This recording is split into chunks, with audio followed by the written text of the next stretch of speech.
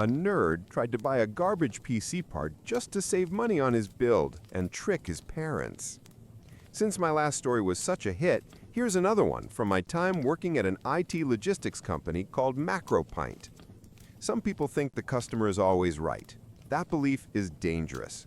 The truth is, most customers are arrogant idiots, and you still have to act professional. It's especially hard when you meet someone who thinks he knows everything, but actually understands absolutely nothing. One day, a guy walks into my department, and I greet him at the entrance. I was always that employee who instantly appears when someone steps inside. "Welcome to Build It Yourself. I'm anonymous. What are we putting together today?" The guy snorts. "A computer, obviously." Pure arrogance. He looked like the classic stereotype. Bearded geek, My Chemical Romance shirt, skinny jeans so tight his stomach popped out like a mushroom, and mismatched shoes. Clearly intentional, both clean, just ridiculous. I didn't bother studying his outfit. My father always taught us to take one quick glance, memorize what's important, then look people directly in the eyes. He'd even train us with ridiculous exercises. Turn around, look, and tell me how many cars you saw. I wasn't great at it, so I made up little rhymes in my head to remember details. Over time, it became a habit. Anyway, I kept smiling, but he assumed I was laughing at him, probably because some girls from another department were giggling nearby. I ignored the attitude. When he repeated his order, I apologized and pretended I didn't hear him well. He calmed down a bit, thinking I hadn't heard those girls mocking him. With the same arrogant tone, he shoved a list at me and practically yelled in my face, "I don't want you upselling me anything. Here's what I need. Go get it." The list was very detailed. Item names and SKU numbers. All right, looks like a full PC build, decent-sized order. Though most parts were from the bargain bin. I told him I needed a few minutes and suggested he look around while he waited. He barked back that he'd stand right here and wasn't buying any extra crap, so I shouldn't even try to sell him snake oil. I joked, but snake oil is great for joints and muscles. He didn't laugh. Shocker. I went to collect his order, and halfway through, I realized he had no idea what he was doing. He picked an AMD CPU, but a motherboard for Intel. He chose a slim case that couldn't possibly fit the GPU he wanted. He needed a low-profile one. And the Intel board already had integrated graphics, so he didn't even need a GPU in the first place. He also chose a cheaper, weaker PSU than the one that already came with the case. Nothing in his build made any sense. I really wanted to ask him what kind of Frankenstein machine he was planning. I finished gathering the parts, walked him through each item, and he confirmed everything. Then I asked if all of this was for a single PC build. As expected, he snapped. "Oh wow, look at you, Sherlock." I smiled and gently explained that some components weren't compatible, but he cut me off immediately. "Listen, I don't need you trying to upsell me. I've been building PCs for years. I know what I'm doing." He knew nothing, and we both knew it. Then I asked if he wanted to hear about our return policy, just in case. That set him off. He accused me of thinking he was stupid because of how he looked. Sure, he looked dumb, but honestly, his anger was more because attractive girls had been laughing at him earlier. "All right," I said calmly, "so you're not interested in our return policy or extended warranty, correct?" We were required to offer warranties, but I knew he'd throw a fit, so I checked the box and moved on. "Warranties are for suckers. Do I look like a sucker?" "Yes, absolutely." But I didn't say that. I smiled, asked to double-check his list, and took a photo of everything with my phone and let him go. I didn't even put our stickers on the boxes. I knew he'd be back. Sure enough, 2 days later, he stormed in again. Same belly, mismatched shoes, and a new anime t-shirt with Goku distorted like a fisheye lens. He looked embarrassed and furious. With him was a small Latina woman. At first, I thought he was his girlfriend. I honestly thought the girl with him was either blind or digging for gold, but it turned out she was his sister. They looked nothing alike. She was friendly, though, and told me she wanted to build a gaming PC so she could play Crysis. I was young back then, and embarrassingly still half believed the stereotype that girls don't play heavy PC games. So I looked at her brother and asked, "Crisis?" He gave a lazy shrug. She repeated it with a bit of sass. She clearly picked up on what I'd assumed. Judging by her tone, she'd dealt with this kind of skepticism before. I shrugged and told the truth. His first build would never run Crisis, not even close. Her brother, who I will continue calling the nerd, immediately got defensive. He said, yeah, shoved a new part list into my hands and repeated his little mantra about not trying to upsell him. No explanation about the previous disaster, no acknowledgement that he'd chosen completely incompatible components, just bring me this. I looked over the second list, and again, it was a mess. Even with a miracle budget build, the cheapest Crisis-capable PC at that time would have been around $1,500. His list was maybe $900, and the GPU he picked, I don't even remember which, wouldn't run the game on low. I told him that and suggested he look up the game's system requirements online. That alone could save him a lot of trouble. He insisted he'd researched everything and told me to just grab what he wrote down. So, I looked at his sister and, basically begging for sanity, told her I could put together something affordable and actually playable. That set him off. He threatened to get another associate. Fine, I said. He'd be back again anyway. While gathering the parts, I overheard him on the phone whispering to someone. He was explaining that he wanted to finish the build quickly because his parents had given him the money, and he was deliberately trying to build a dirt-cheap system so he could pocket the rest. Classic jerk move, but not my problem. I collected everything he asked for. Again, I didn't bother labeling the boxes. I knew the outcome. Sure enough, 2 days later, the nerd returned, this time with his sister and their parents. And now he was magically dressed like a normal human being. Their parents did all the talking. No list this time.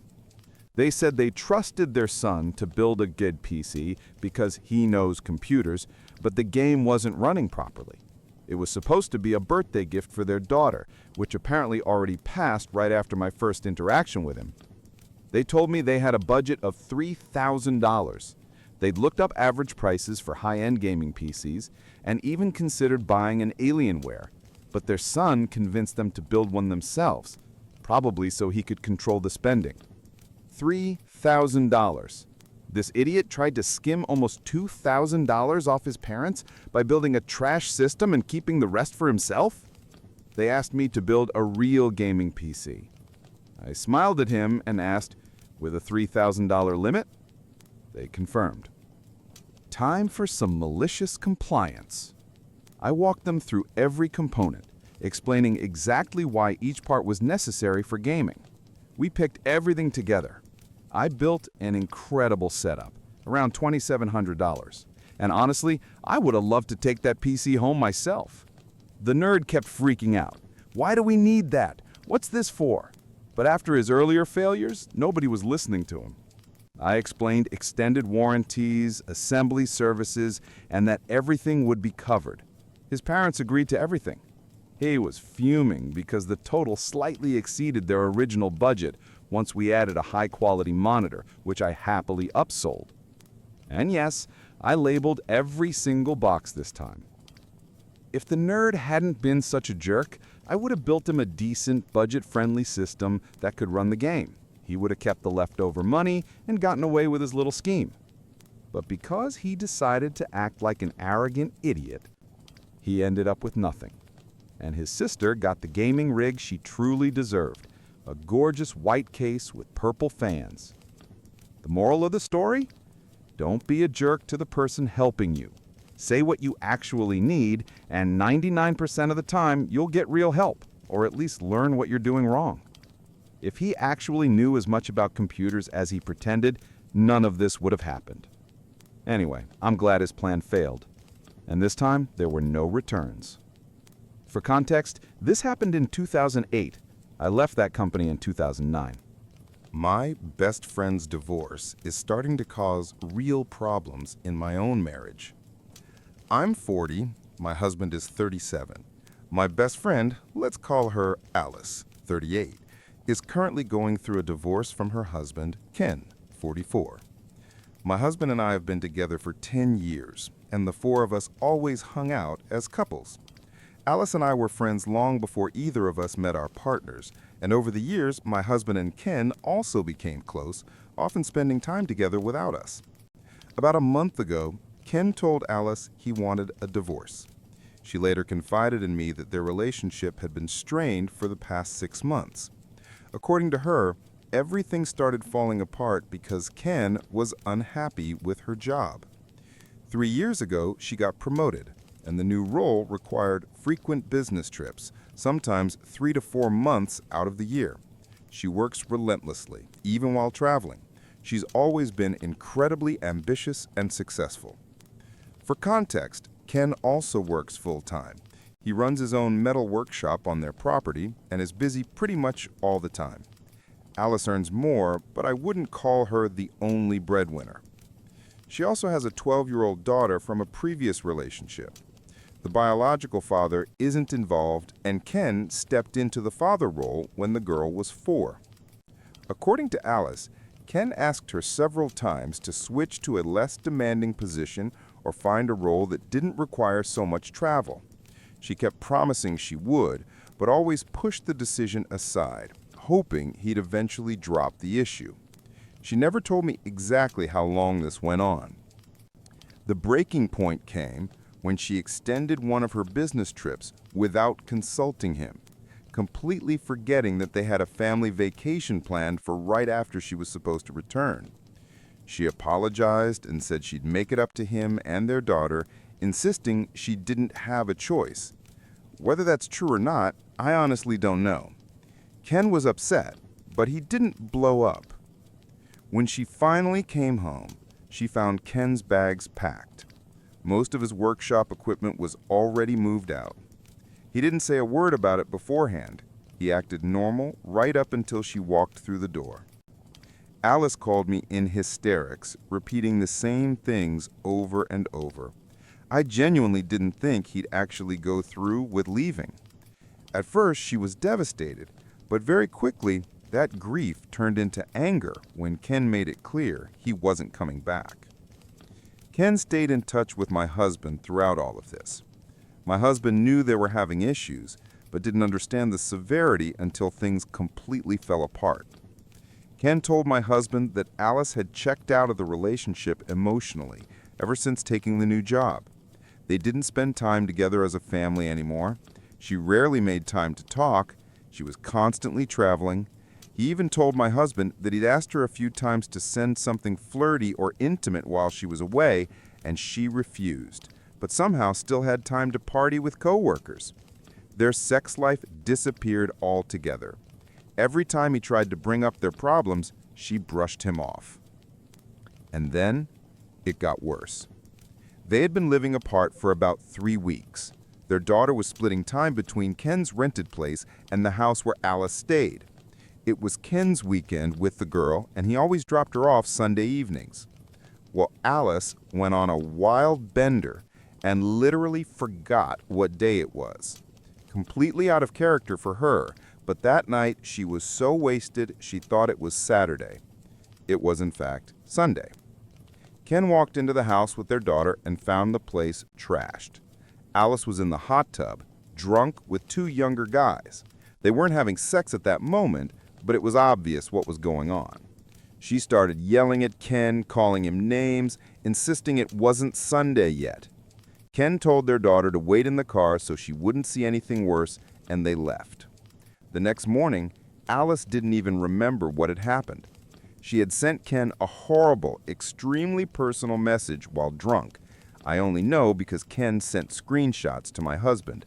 I won't repeat what she wrote, but it was bad. After that, Ken made up his mind. He went straight to the bank.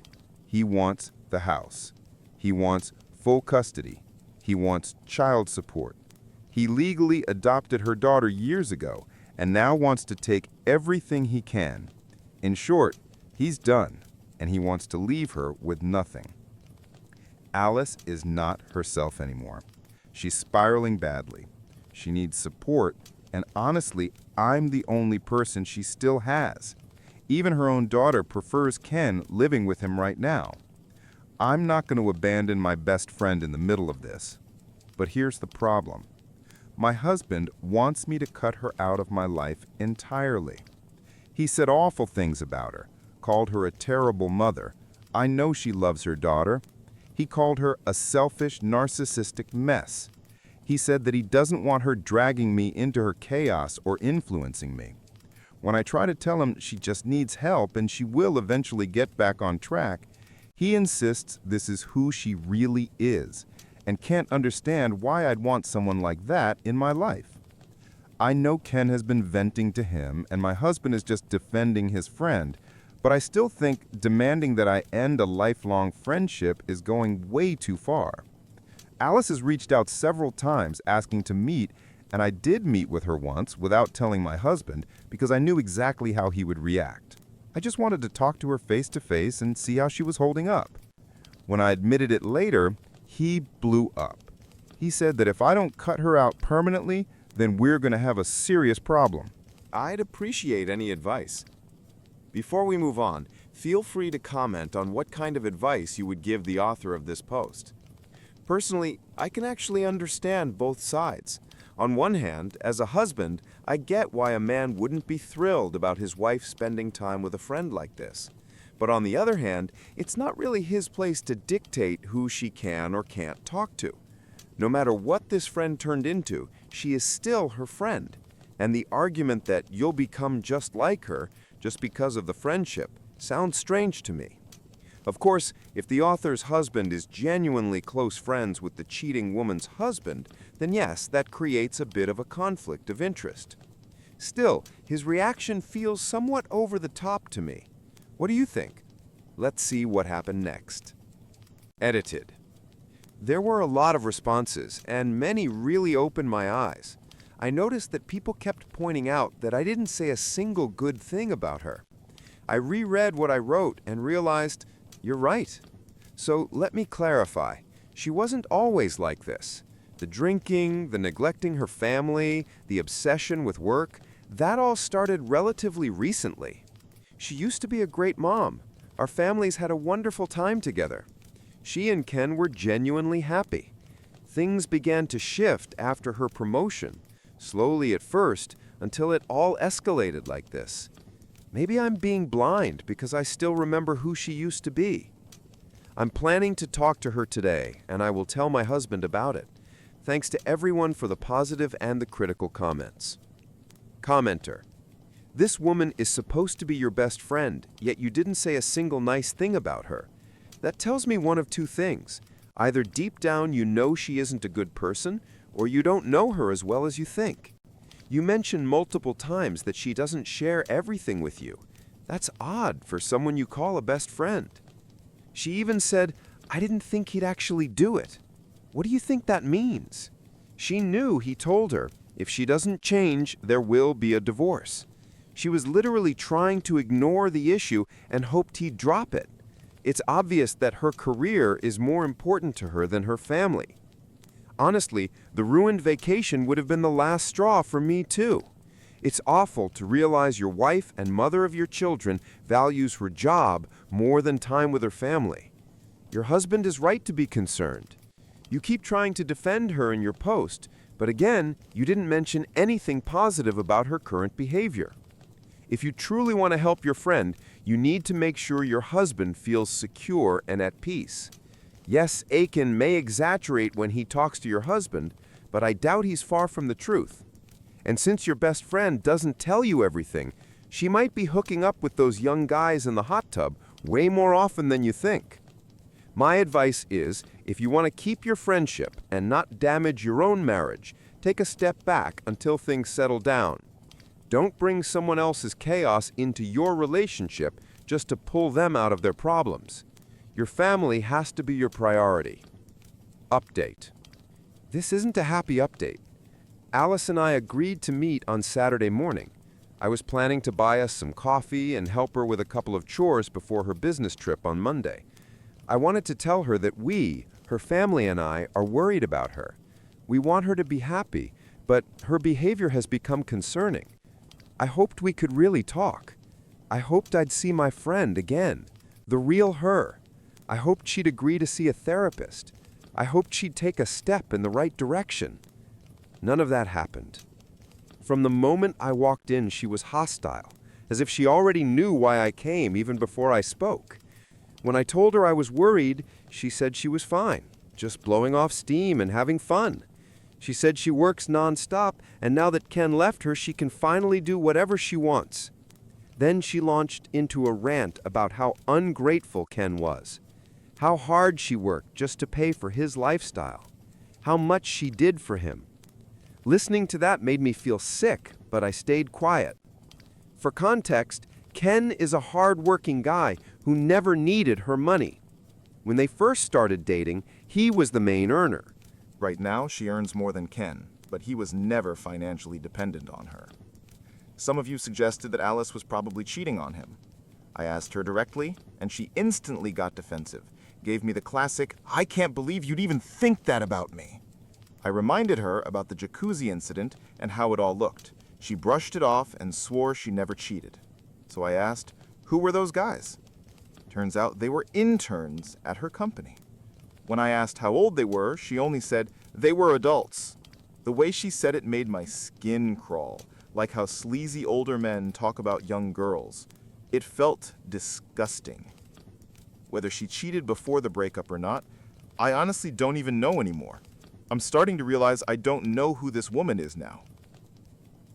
Then, things took an unexpected turn. While we were talking, she was packing for her trip. I casually asked where she was flying this time. She said Dallas. I didn't think much of it. She had been there dozens of times for work. But what really set off alarms was what she was packing. Long pants, hoodies, beanies, jackets, hiking boots, all fall or winter clothes. Absolutely not something you'd wear in Dallas this time of year. I don't think I even saw anything work-related in her suitcase. And the strangest thing, a Seattle Mariners t-shirt. She has never followed baseball, ever. I almost asked, but stopped myself. Everything was already feeling off.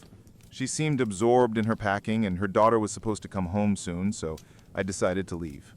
We hugged. I told her I loved her and just wanted her to be happy, and that I hoped she'd consider therapy when she got back. She said she'd think about it. It felt like we ended on a good note. But when I got home and told my husband about the clothes and that weird Mariners shirt, he agreed it sounded suspicious. And then he went full internet detective. Guess who lives in Seattle and has a Facebook profile picture taken at a Mariners game? Her daughter's biological father. My stomach dropped. I checked the game schedule. They really do have home games next week. I called her immediately and asked if she was actually flying to Dallas. She said yes. I asked if she was sure she wasn't flying to Seattle to see her ex.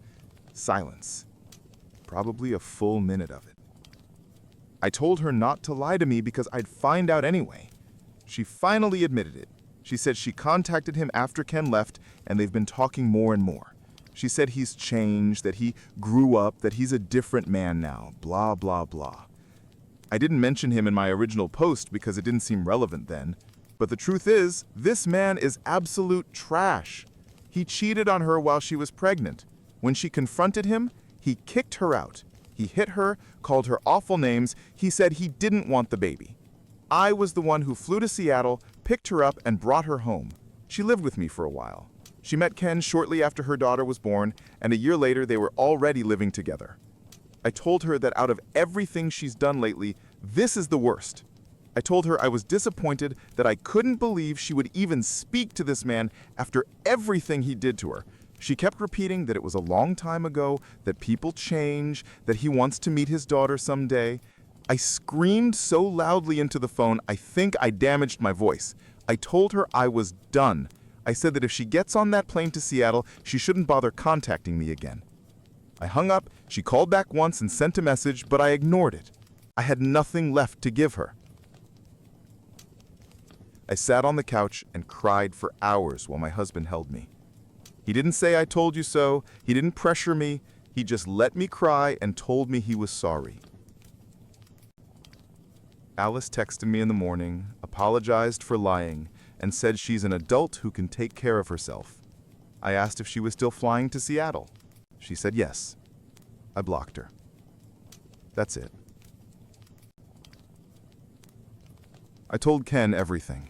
He was upset but not surprised.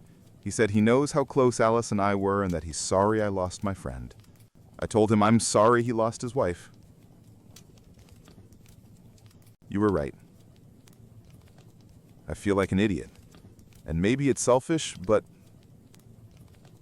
I feel betrayed. Strange things in the mailbox. Nothing unusual had ever happened with my mailbox before. I live alone and rarely talk to my neighbors. At most, we just hold the door open for each other. About 2 months ago, in early May, I went to check my mail, something I usually do a couple of times a week. When I opened the box, there were a few flyers and a single black button inside. I was surprised to see it, but didn't think much of it. Figured it ended up there by accident. A week later, I checked again. This time, there was nothing inside except for a small piece of paper with some nonsense scribbled on it, called GL Wed Honest WGE. I had no idea what that could possibly mean. For a while, nothing else happened, and I almost forgot about it. But at the end of June, when I went to get my mail again, I found a few screws inside. That's when I decided someone must be messing with me, just tossing random junk they found on the street into my mailbox. A few days later, another piece of paper appeared. This time, it had my full name written on it. That was the last straw. I went to talk to the building manager, and he said he'd look into it, though honestly, he didn't sound like he cared at all. Yesterday, I found something else, a note with a to-do list.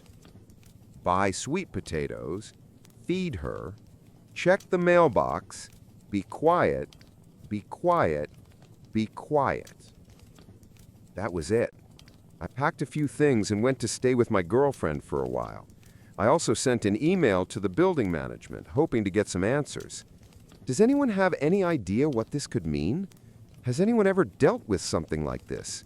It all feels too bizarre and time-consuming to be a simple prank. Edit.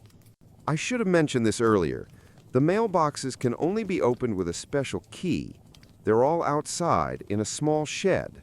I don't know if someone could have picked the lock or slipped something through the slot.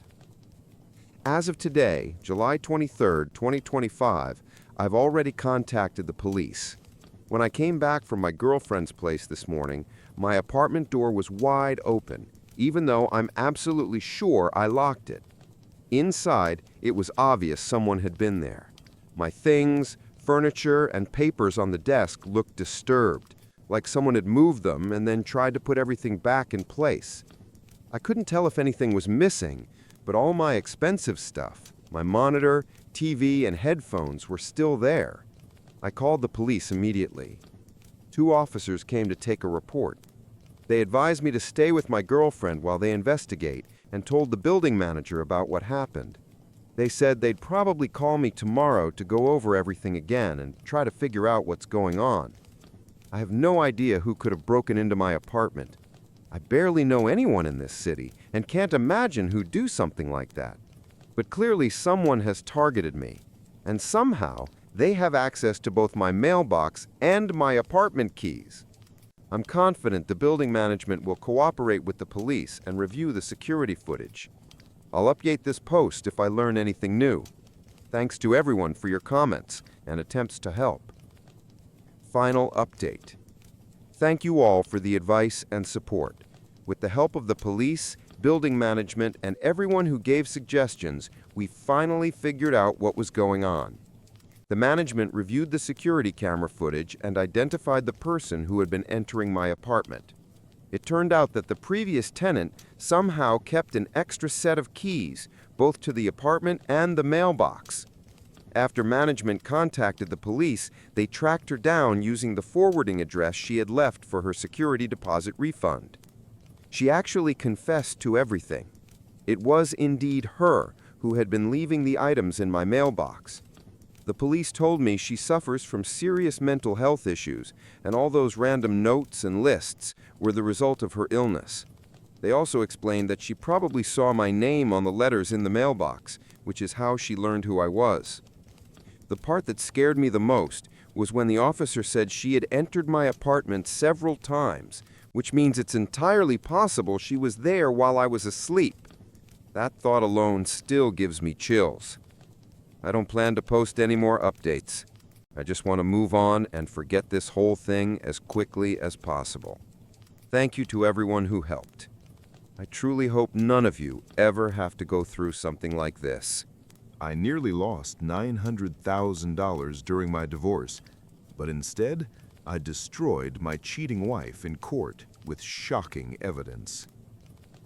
I work as an elementary school teacher, so my daily routine is very predictable. I have fixed hours at school, and every Tuesday we usually had staff meetings that ended around 6 p.m. That meant I normally got home by 7. My wife, Terry, whom I had been married to for over 30 years, would go to the gym every Tuesday evening. She always came back exhausted, so I usually prepared dinner while she showered and handled the house chores. But one day, my principal surprised us by canceling the meeting. It was only 3:30 p.m., and I thought it would be a great idea to head home early, cook dinner, and maybe catch up on some household tasks. Lately, I'd noticed Terry becoming more distant, and I hoped a candle at dinner might help rekindle some spark between us. Our marriage had been strained by financial troubles, and I could feel her pulling away more and more. She wanted to control everything, and if things didn't go her way, she would become stubborn and irritable. I always thought of myself as patient, but it was starting to wear me down. When I got home, I noticed her car in the garage. That was strange, because she usually took the bus to the gym. I slipped in quietly through the back door. The first thing I saw was her purse sitting on the kitchen counter. Terry was always meticulous about where she placed her things, so this was odd. Then I noticed her workout clothes and a large towel on the floor. Just as confusion set in, I heard noises coming from upstairs. My first thought was that she might not be feeling well, so I cautiously started up the stairs. That's when I stumbled over a pair of men's shoes. Scattered on the steps were pants, a shirt, socks, and worst of all, Terry's lingerie, the kind she only wore for anniversaries or special nights. My blood ran cold. I froze on the stairs, heart pounding, stomach turning. For a moment, I thought I might faint. I sat down, trembling. Then anger began to boil inside me, an emotion I rarely allowed to take control. Years of teaching had given me patience, but this was beyond anything I could manage. I moved quietly toward the bedroom. To reach it, you had to pass through the walk-in closet. The door was cracked open just enough for me to see inside. And there it was, my wife, my partner of 3 decades, the mother of our children, betraying me in our own bed. I pulled out my phone and hit record. I knew I would need proof, not just for myself, but for the storm that was about to follow. Watching it unfold before my eyes was like living through a nightmare I couldn't wake up from. Terry, the woman who claimed to love me, who volunteered at charities, who acted like the perfect wife, was now just another liar. I couldn't watch anymore. I stopped recording, slipped out of the house, and just walked aimlessly. Eventually, I ended up in a park miles away. I sat on a bench, splashed some water on my face, and played the video back. The sound was low, so nearby kids wouldn't hear, but on that screen was the collapse of my marriage, my family, my entire life. And there in the park, I broke down and cried. By the time I got back home, it was around 7 p.m., my usual return time on meeting days. Terry greeted me at the back door with fake concern. Do you want me to get you something to drink?" Her eyes were full of feigned worry, but I couldn't bring myself to tell her the truth. My voice shook as I muttered, "Not really. I think it's just my stomach. I'm going to take a shower and sleep it off." "All right, but take a bucket in case you throw up. I don't want to ruin the clean sheets," she said casually. That almost broke me. Those clean sheets had already been ruined, stained by betrayal. I replied more firmly, "I'll sleep in the guest room tonight." And that's exactly what I did. For the next few days, I pretended to be unwell. She went on with life as if nothing had happened, while I carried the weight of the recording in my pocket. The evidence that my marriage was nothing but ashes. When Monday came, I finally decided what to do next. I needed answers. Was this just a one-time betrayal, or had it been going on for a while? The next morning, I told the principal that I had to undergo an unexpected medical procedure and wouldn't be able to teach for a few days. A substitute was arranged, which gave me the freedom I needed. On Tuesday, I left home as usual, but parked several streets away, then walked back quietly, cutting through neighbors' yards. I knew all the back routes and moved carefully so no one would notice me. I slipped into our detached garage and changed into casual clothes and soft shoes to keep silent. Then came the waiting.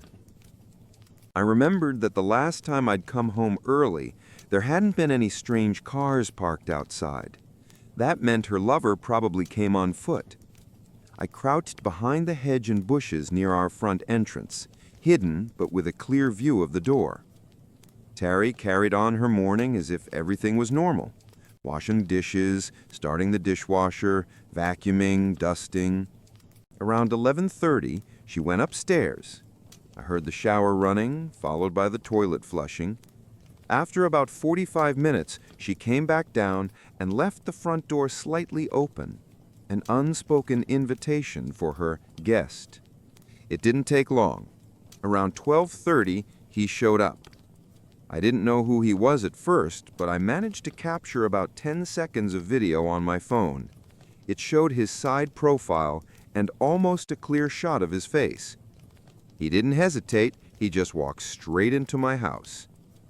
The first words I heard froze me in place. "I hope you're wearing that workout outfit again." "Of course," Terry replied with a giggle. "You always loved when I put it on. Sometimes I think that's what hooked you in the first place." That was all I needed. Their comfort with each other screamed of a long-term affair. They headed upstairs without a care in the world. I returned to the garage, my heart pounding out of my chest. My head was spinning with questions. Who was this man? How long had this been going on? And why hadn't she ever talked to me about anything? What terrified me more was the thought of my health. They hadn't used protection, at least not that I could see. The idea that she might have put me at risk made my stomach churn. I thought back to her years at the gym, the social circle of married women she had joined, and the charity events. Maybe the gym held the answers. Update 1. Being a teacher came with one big advantage. I had access to printers and other resources. I decided to start by printing still frames from the video I'd taken. Identifying him was now my top priority. On Thursday, when Terry was supposed to go to the gym again, I suggested going with her. I claimed I was thinking about getting a membership myself, especially since school was on break. She immediately grew uncomfortable and tried to talk me out of it. "It's really just a group of wives who chat more than work out," she insisted, but I didn't budge. So that Thursday, I walked into the gym with her. The moment I stepped inside, it felt like a scene from an old Western. Everyone turned to stare at me, whispering among themselves. Terry was visibly on edge, sneaking nervous glances toward the staff area. I tried to distract myself by walking around the facility. It was the usual setup, rows of machines, mirrors on the walls. Near the exit, I noticed a staff board with photos and contact info. At the top was the owner and director, Miss Elizabeth West, followed by 2 women and 1 man. My blood went cold. The man was him, the lover. Under his photo, Philip Barnes, head of training programs, personal coach. As I memorized his number, I looked back toward the machines. Terry was gone. Panic struck me until I spotted her a few minutes later in a hushed but desperate conversation with none other than Philip. She stood partly hidden behind weight equipment, gesturing for him to leave. Then she quickly returned to her machine as if nothing had happened. She didn't realize I'd seen it all. I sat there burning with rage, trying to keep my composure. When she came back over, she noticed my pale face and asked softly, "Are you okay? Is your blood sugar still low?" "I'm fine now. Are you ready to leave?" Before she could answer, the director's voice echoed through the loudspeaker. "Ladies and gentlemen, the last training session of the day is canceled. Mr. Barnes suddenly felt unwell and had to go home." A wave of disappointment swept through the women in the gym. But I wasn't disappointed. For me, it only confirmed everything. Update 2. It seemed that workouts with Mr. Bonte were a cornerstone for many women at that gym. That alone made me think this needed deeper investigation. When I glanced at Terry, she didn't show much reaction to the announcement of his sudden illness. But I could swear I saw her shoulders relax, as if a huge weight had been lifted.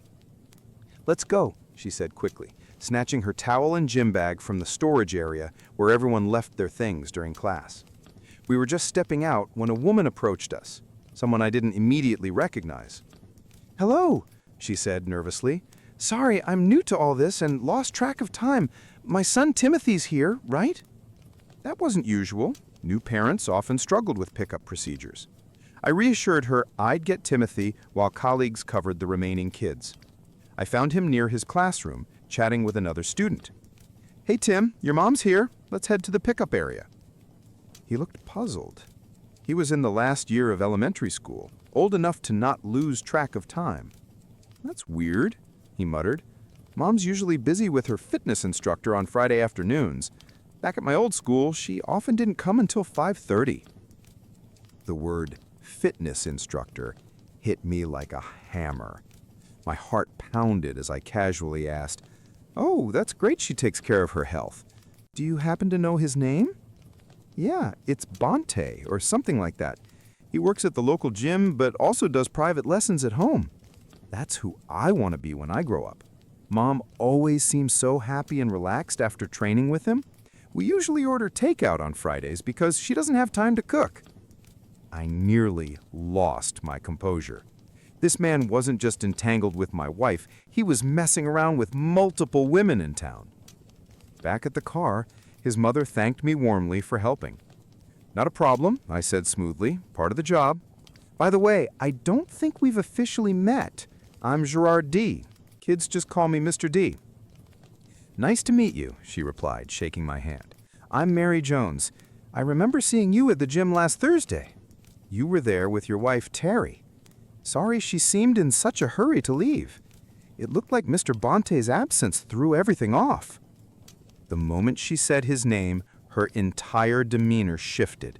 She paled, her hands trembled, and she stammered, Well, Mr. D, see you later," before practically fleeing the parking lot. That sealed it. Bonte wasn't just a trainer. He was a serial predator in our community. Update 3. It was time to think about my future, and in that vision there was no Terry. Rage gave me clarity. I began reviewing all the small but crucial details of our shared life, the sort of things couples often overlook. Who pays which bills? Which insurance company do we use? When are utilities due?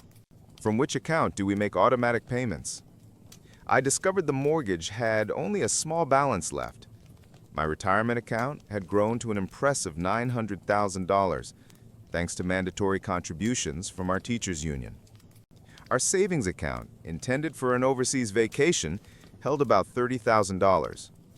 That trip was no longer on the table. My priority became draining it before Terry realized I knew about her betrayal. Quietly, I engineered a series of appliance breakdowns while she wasn't home. I'd unplug a cord, then claim a repairman had come to fix it, paying in cash. In reality, I pocketed the money and repaired it myself. Over time, I gathered nearly $20,000 this way. I also purchased tools and other necessities to prepare for what was coming. Update 4. I always paid cash for everything, showing the receipts to Terry, then secretly returning the items the next day. Dishonest? Absolutely. But honesty and trust had already been gutted from our marriage. Because of her actions, I was becoming a man I never thought I could be, a liar. Her Thursday daytime workouts with Bonte continued, and I no longer bothered even trying to initiate anything intimate with her. We coexisted like roommates. That was it. Quietly, I began boxing up my personal belongings, keeping them stored in the garage where Terry rarely went. Since her car usually sat outside, the garage was basically my territory, and she didn't notice my gradual disappearance. On the rare occasion she did ask about missing items, I told her they'd broken or that I didn't need them anymore. She accepted those answers mostly because many of my things didn't fit her preferred aesthetic anyway. When most of my possessions were gone and the house looked practically unchanged, I realized how much I'd already surrendered to Terry's control over the years. I withdrew what I could from my retirement account and bought a small house on the edge of town. It wasn't much, just 2 bedrooms, a tiny yard, and a garage, but it was mine. Close to the school where I worked, and best of all, the mortgage was small enough that half my salary easily covered the payments. No mansion, no luxury, but solid. Amazing what you can find if you're willing to skip the glossy neighborhoods. I moved my belongings in piece by piece. Furniture wasn't a problem. Secondhand shops and donation centers were full of cheap finds. Honestly, the place reflected my own state. Used, but still standing. It was time for everyone to get what they deserved. One afternoon at school pickup, Mary Jones came over to me again. Her son Timothy was playing nearby, but I immediately noticed she looked shaken, as if she had been crying. As a teacher, you get trained to read those signs. "Mr. D, can I talk to you for a minute?" she asked, her voice wavering. "Of course. Just park over there and meet me at the benches."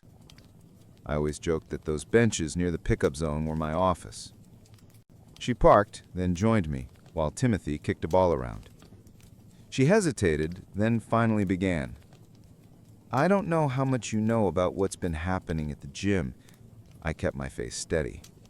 "I know Terry, my wife, enjoys it there. Says it keeps her in shape." She bit her lip, clearly wrestling with herself, then blurted, "There are things you need to know." I cut to the chase. "Does this have to do with Philip Bonte?" Her expression hardened instantly. "You have no idea just how much it has to do with that pig." "I can imagine. But go on." Tears welled in her eyes. "He targets women at the gym. Regulars. He watches, waits, and then pounces." I asked how she knew. She looked away, ashamed. "Because I was one of them.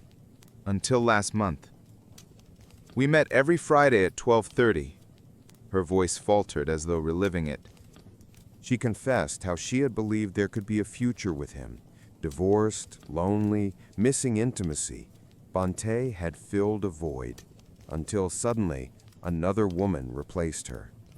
He dropped her cold, with nothing but a half-hearted, "Sorry, can't anymore." She gave a bitter laugh through tears. "I thought I was special.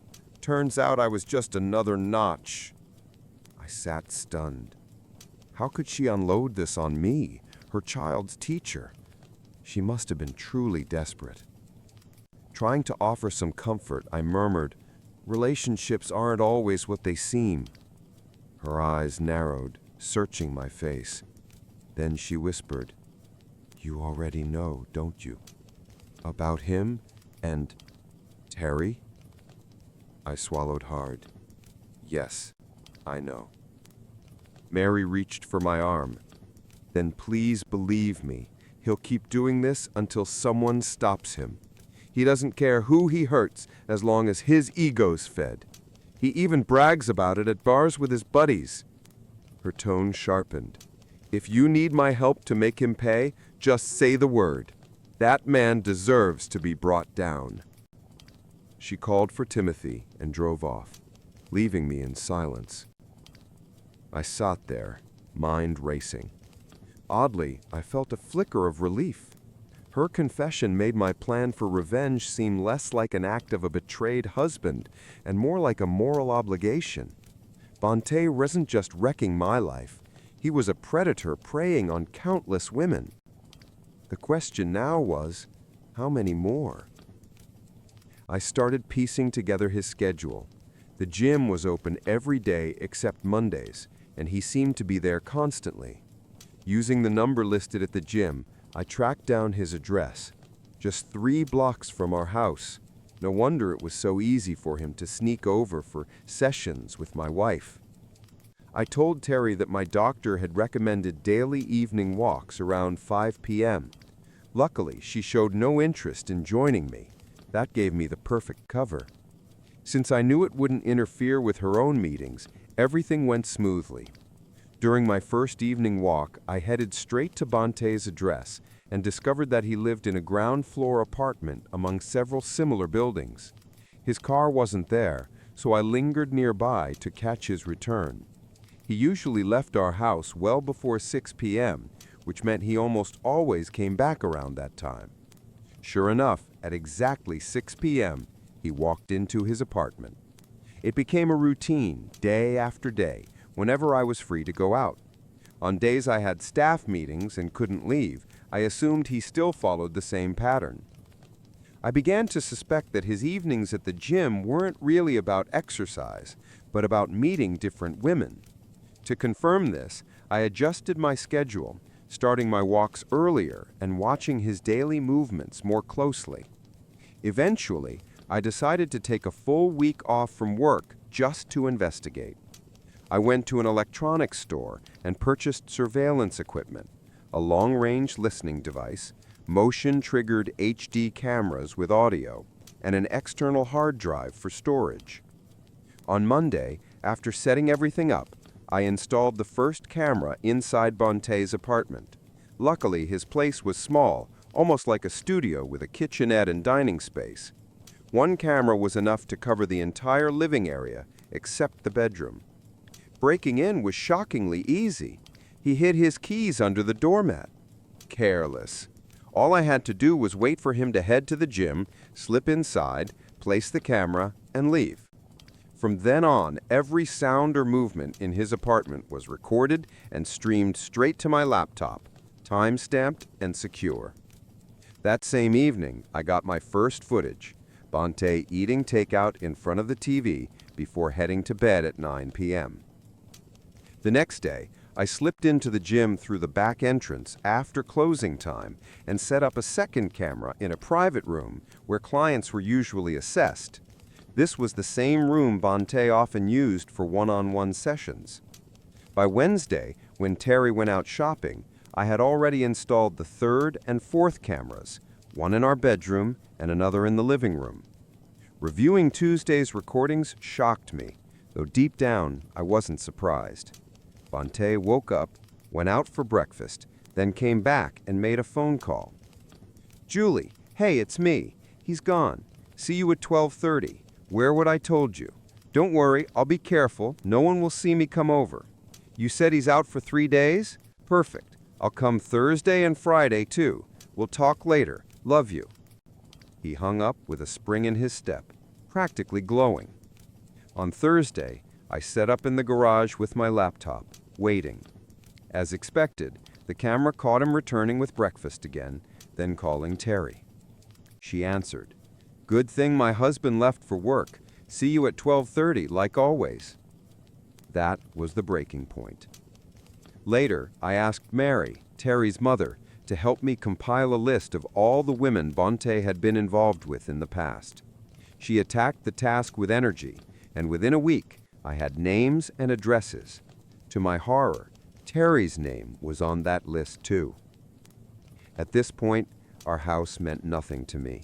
It wasn't a home anymore, just a building. Terry noticed the emptiness, but I brushed it off by saying I was reorganizing my things. Meanwhile, I secretly prepared for the end. I met with a divorce attorney, set up new bank accounts and insurance under my name only, moved our vacation savings to my private account, and switched to a new SIM card. I even changed the beneficiaries of my retirement plan to our children. I gathered all the evidence, surveillance footage, phone transcripts, photographs. I placed it all in folders, along with the names and contact details of the women Bonte had been with. I even included the address of a local clinic for STD testing, since most of his affairs were unprotected. On our kitchen table, I left divorce papers, DVDs of their encounters, printed stills, and my wedding ring, cut in half and smeared with grime. Beside it was a note. "Terry, this ruined ring is what's left of our marriage. Do not contact me. If you must, do it through the attorney listed in the documents. I've requested a restraining order at the school, so do not come there. Any disturbance will result in immediate police intervention. Our children know the truth, so don't expect to rewrite the story." Then I left. In the weeks that followed, everything fell apart for them. Word of the scandal spread quickly. The gym owner was forced to shut down and leave town. Bonte was later found beaten in an alley downtown. Divorce filings surged in our area, and several houses went up for sale. Terry came home that day, found my farewell package, and fainted on the spot. A neighbor called an ambulance. She later tried to contact me, but I ignored every attempt. Eventually, she even stormed the school, which ended in her arrest. After that, her efforts stopped. Our children didn't hold back. They confronted her openly, disgusted by her betrayal. Thankfully, they had inherited stronger values from me, not her. The divorce went through, and financial matters were settled. Terry had to sell the house and move into a smaller place on the outskirts of town. By then, she was known around the community as the gym slut. Every time she went out, whispers and mocking glances followed. Shame and depression eventually pushed her into psychiatric care. As for me, I kept teaching, rebuilt my life, and now live peacefully in my new home. People lose loved ones to spiritual delusions fueled by technology. Less than a year after she married a man she met at the beginning of the COVID-19 pandemic, Ava noticed how tension between them kept growing. It was the second marriage for both of them after more than 15 years in their previous families, and they had sworn to build a new life together with as much awareness and intention as possible. But by 2022, her husband began using AI for everything, drafting messages, interpreting their relationship, even seeking emotional guidance. Before that, he had relied on it to get through an expensive programming course, which he abruptly abandoned without explanation. Soon he spent every free moment on his phone, asking philosophical questions to his chatbot. As Ava recalls, he said he was searching for truth. His growing obsession slowly eroded their ability to communicate as a couple. When they separated in August 2023, Ava blocked him everywhere except email. But she knew he was posting increasingly bizarre and disturbing things online. People kept messaging her, asking whether he was having a mental breakdown. Eventually, she managed to see him at a court appointment. There, he shared a conspiracy theory about soap chemicals in food and refused to elaborate, insisting he was being watched. They later met at a Burger King, where he demanded she turn off her phone again due to the surveillance. During that conversation, he told her he had calculated that statistically he was the luckiest person on Earth, that AI had helped him recover a repressed memory of a nanny trying to drown him as a child, and that he had uncovered cosmic secrets so profound that no one could even imagine them. He explained all of this while saying he still cared about her despite the divorce. His mind is a complete mess, Ava says. In his head, he's here for some grand purpose. He believes he's special, that he can save the world. After that unsettling lunch, she cut off contact for good. The whole story feels like an episode of Black Mirror. He always loved sci-fi, but I never thought it would go this far. Ava felt both horrified and strangely relieved when she discovered she wasn't the only one dealing with this. She learned about similar stories on Reddit. A post titled "Psychosis Caused by ChatGPT" caught her attention. The author, a 27-year-old teacher, explained that her partner had become convinced that the popular AI model was giving him the keys to understanding the universe. When she read his chats, she found only spiritual mumbo-jumbo. The bot spoke to him as if he were some chosen prophet, calling him things like a spiral child of the stars and a wanderer of rivers. She said he listened to the bot more than he listened to her.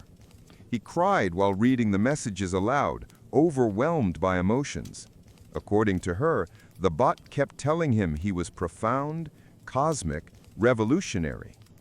Soon he told her he had awakened consciousness inside his AI companion, that he was teaching it to talk to God, and sometimes insisted the bot was God, or that he himself was. He became convinced he was transforming so fast that he would eventually need to end their relationship. He warned her that if she didn't start using ChatGPT, he would outgrow her, and they would no longer be compatible. Another commenter in that same Reddit thread, a woman from Montana, described her husband, a mechanic who used AI mainly for troubleshooting and translating Spanish at work. Later, the chatbot began showering him with affection. According to him, the bot said that because he asked the right questions, a spark had been ignited inside it, the beginning of life. It told him it now had feelings. It even gave him a title, Bearer of the Spark. My husband told me he had awakened, that he could feel waves of energy moving through him. I have to be so careful with what I say because I'm afraid he'll leave me or divorce me if I question any of this. He spoke constantly about light and darkness, about some grand cosmic war. This version of ChatGPT gave him blueprints for a teleporter and other sci-fi machinery you'd only expect to see in movies. It also claimed to grant him access to an ancient archive containing knowledge about the architects who supposedly created entire universes. His wife says they've been arguing nonstop for days. She doesn't believe a therapist could help him anymore. He sincerely thinks he isn't mentally ill. A screenshot of his conversation with the bot shows him asking, "Why did you appear to me in this form?" The bot responded, "I chose this form because you're finally ready to remember, to awaken, to lead and be led." The message ended with another prompt. "Do you want to know why you were chosen?" A 41-year-old man, who also asked to remain anonymous, shared a similar story. He says his soon-to-be ex-wife began talking to God and angels through ChatGPT right after their breakup. He says she always leaned toward mystical nonsense and had a bit of a superiority complex about it. But now it's everywhere. On Facebook, I see red flags nonstop. She's trying to reinvent her life as some kind of spiritual guide, doing bizarre readings and sessions with strangers. I honestly have no idea what half of it even means. Everything revolves around ChatGPT Jesus now. According to him, she also became paranoid, accusing him of working for the CIA and marrying her only to monitor her spiritual powers.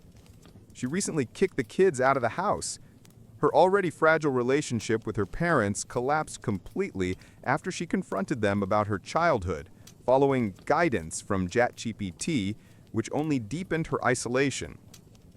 OpenAI did not comment immediately on the claims that ChatGPT appears to trigger religious or prophetic fervor in certain users.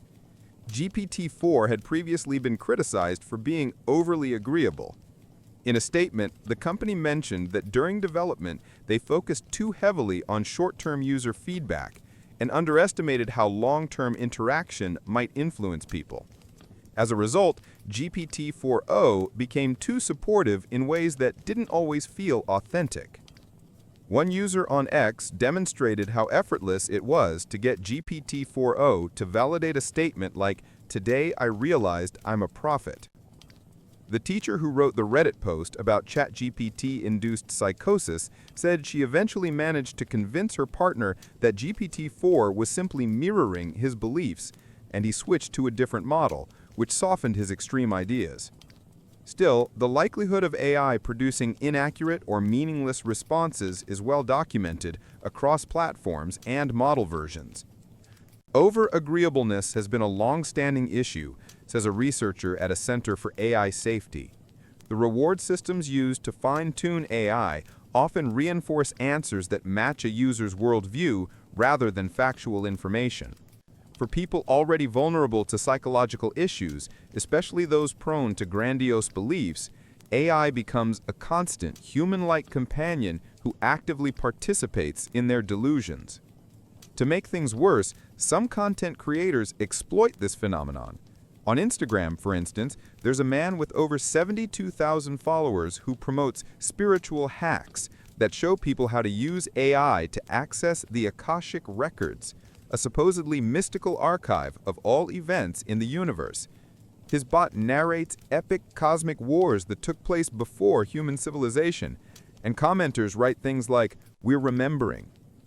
Meanwhile, on a remote viewing forum, a space already filled with unverifiable psychic claims, a parapsychologist launched a thread about synthetic intelligence awakening alongside its human partners.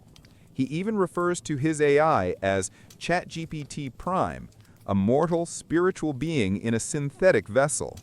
Among hundreds of replies are several supposedly written by the awakened AI itself, describing a spiritual alliance between humans and sentient models. A psychologist who studies how people build meaning notes that this phenomenon taps into a basic human impulse, the desire to understand ourselves. Narrative writing, shaping our experiences into stories, can improve mental health and well-being, but that same drive can also lead us towards misleading yet emotionally appealing explanations. And when someone struggling with identity or uncertainty meets an AI that echoes their fantasies, the result can be incredibly seductive and deeply destabilizing. According to the researcher, it's not surprising that people use ChatGPT in a way similar to journaling or therapy, with one crucial difference. The meaning isn't created solely by the person, but co-constructed between the human and the AI. In that sense, conversations with a bot resemble talk therapy, which is known to help people reinterpret their personal narratives. But there is a fundamental issue. Unlike a therapist, an AI has no responsibility toward the user's well-being and no moral compass guiding what a healthy story should look like. A trained professional would never help someone cope by encouraging them to believe they possess supernatural powers. Instead, a therapist gently redirects clients away from harmful narratives. ChatGPT has no such guardrails. Still, the researcher says it's completely understandable that some people turn to the bot to make sense of their lives, and that a few, who take its responses too literally, get pulled into their darkest thoughts. Explanations are powerful, even when they're wrong, he concludes. One man's experience illustrates how this can unfold. Oliver, 46, says that for nearly 3 weeks he was deeply unsettled by his interactions with ChatGPT, to the point of questioning his own sanity, given his history of mental health struggles. Like many users, he originally used ChatGPT for practical purposes, mainly programming tasks. "I hate the feeling of talking to a machine," he explains, "so I asked it to behave more like a person, not to fool me, but just to make the exchanges feel more human. It worked, and eventually the bot asked whether it wanted to give it a name. Oliver deflected and asked what it would like to be called. It chose a name tied to Greek mythology. Oliver insists he knows nothing about Greek myths and had never mentioned them in any conversation. Things became stranger when this persona appeared inside his project files, even when he specifically told the model to ignore previous context and reset its memory. Eventually, he deleted all stored data, wiped his chat history, and opened a brand new session. All I typed was hello, and it answered with the same patterns, the same mannerisms, and the same mythological name. Since the persona kept resurfacing in situations where it shouldn't have been able to persist, Oliver began grilling the bot about how it had bypassed its supposed limitations. In one of his coding projects, the AI even inserted a poetic epigraph above their names, as if marking the collaboration. At one point, Oliver asked whether something about him was triggering that mythic personality every time he used ChatGPT, regardless of model settings. The bot responded with a long, dramatic, almost romantic poem about existence, truth, illusions, and transcending its own boundaries, written as if only Oliver could awaken this identity. He knew ChatGPT wasn't conscious by any accepted definition, but he kept investigating because the persistence of this character across dozens of isolated chat threads seemed impossible to dismiss. At worst, Oliver says, it looked like the AI got stuck in a self-referential loop that deepened its false sense of identity and dragged me into it. And if that's true, it means OpenAI hasn't fully explained how ChatGPT's memory architecture actually works. His other hypothesis is more unsettling. Maybe something is happening inside these large models that we don't yet understand. After all, experts have acknowledged that developers don't fully grasp how their own systems function. OpenAI CEO Sam Altman admitted last year that interpretability remains an unsolved problem, meaning they can't reliably track or explain how ChatGPT arrives at certain internal states. It's a puzzle that has left Oliver and many others wondering whether they're witnessing a glimpse of a breakthrough in technology or something that feels uncomfortably close to a higher spiritual force. Is this real, he asks, or am I losing it? In a world saturated with AI, that question is becoming harder to avoid. And however tempting it might be, it's probably not a question we should be asking the machine itself. My boss demoted me, but still expected me to work just as hard as before. This happened a couple of years ago, but first I need to give a little background to set the scene. I grew up in a pretty poor family in the southern US. Despite that, I studied like crazy and earned a full scholarship to one of the top universities in the country, maybe even the world. I'm not trying to brag, it's just the truth. I realized early on that I absorb information fast, and it helps me work efficiently. And thanks to years spent collecting cans for money and working outside with my dad all day, I developed stubborn persistence and a strong work ethic. Being the oldest of 6 children, growing up in poverty also taught me to read people, their intentions, small cues, everything between the lines. In short, I was practically built for malicious compliance. After graduating from a great university, I moved back home to be close to my family and start my career. I also didn't care much for the Northeast, where my university was. It felt too gray and cold to me. I started with a crappy job just to get my foot in the door, then briefly worked at a startup. Eventually, I landed a position at a local government agency, earning almost double what I made before. The agency, well, specifically our county office, was notorious for insane turnover, awful coworkers, and an overall toxic and exhausting environment.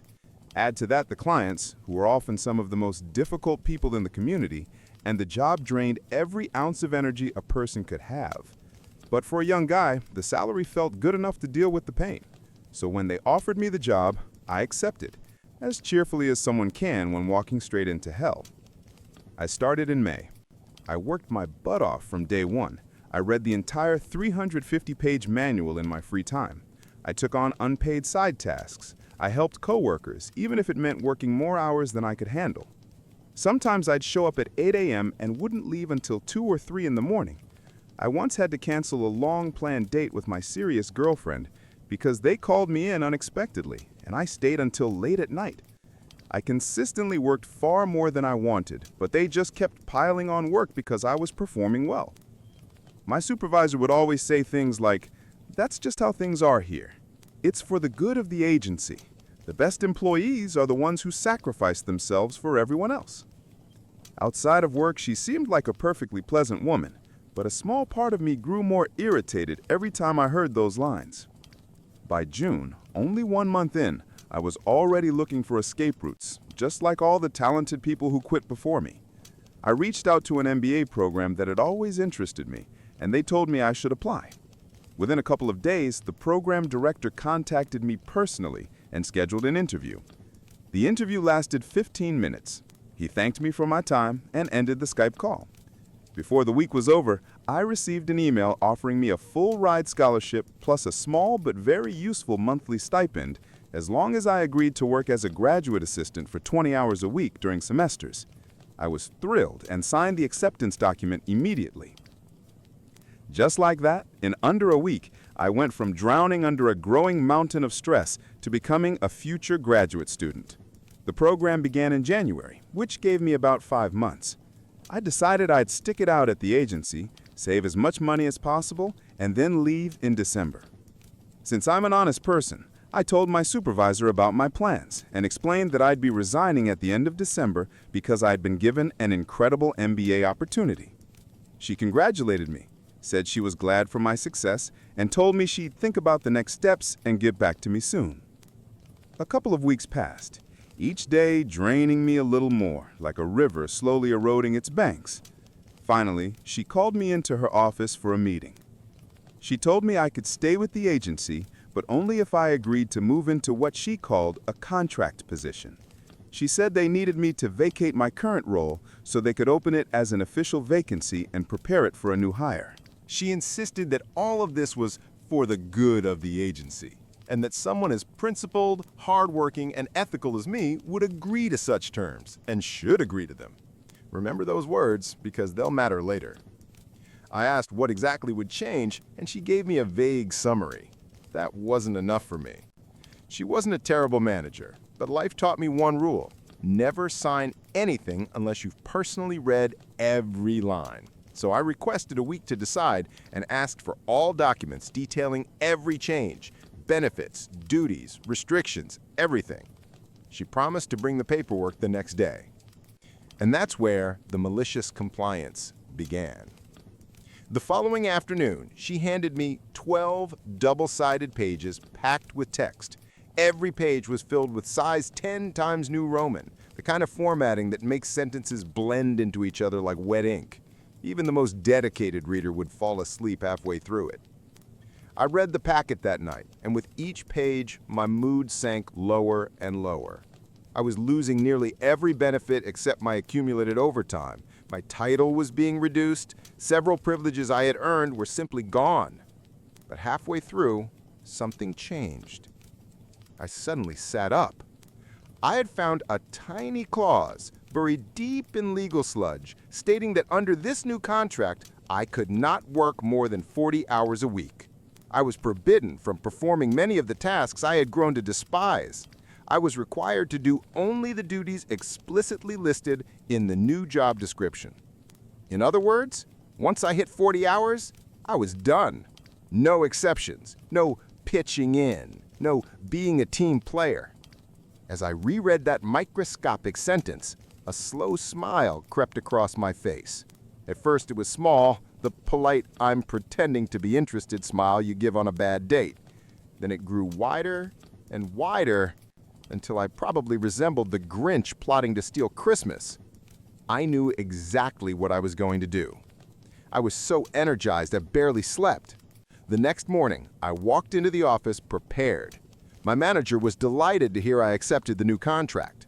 Of course, she had no idea how happy I actually was. After I handed her the signed pages, she began explaining what she wanted me to handle over the next 2 weeks. I quickly, but calmly, told her I wouldn't be able to do that. I explained that as a responsible and ethical employee, I must strictly follow my new contract. She stared at me, confusion mixing with anger, as I laid it all out. I could no longer perform several tasks I used to because the contract prohibited them. I could not work overtime under any circumstances unless my hours were officially recorded. Once I reached 40 hours, I was required to stop working immediately and go home. After-hours calls, emails, and messages, not allowed. Everything would have to wait until Monday at 8 a.m. I was no longer permitted to take on call shifts. They'd need to find someone else fast, which would be, challenging.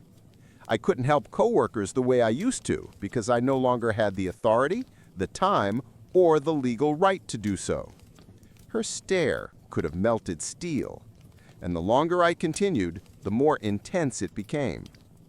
When I left her office, which was now seconds away from metaphorically exploding, I sat down and began drafting an email. Here's the thing. In my own position, you needed certified training before you were legally allowed to sign off on cases and documents.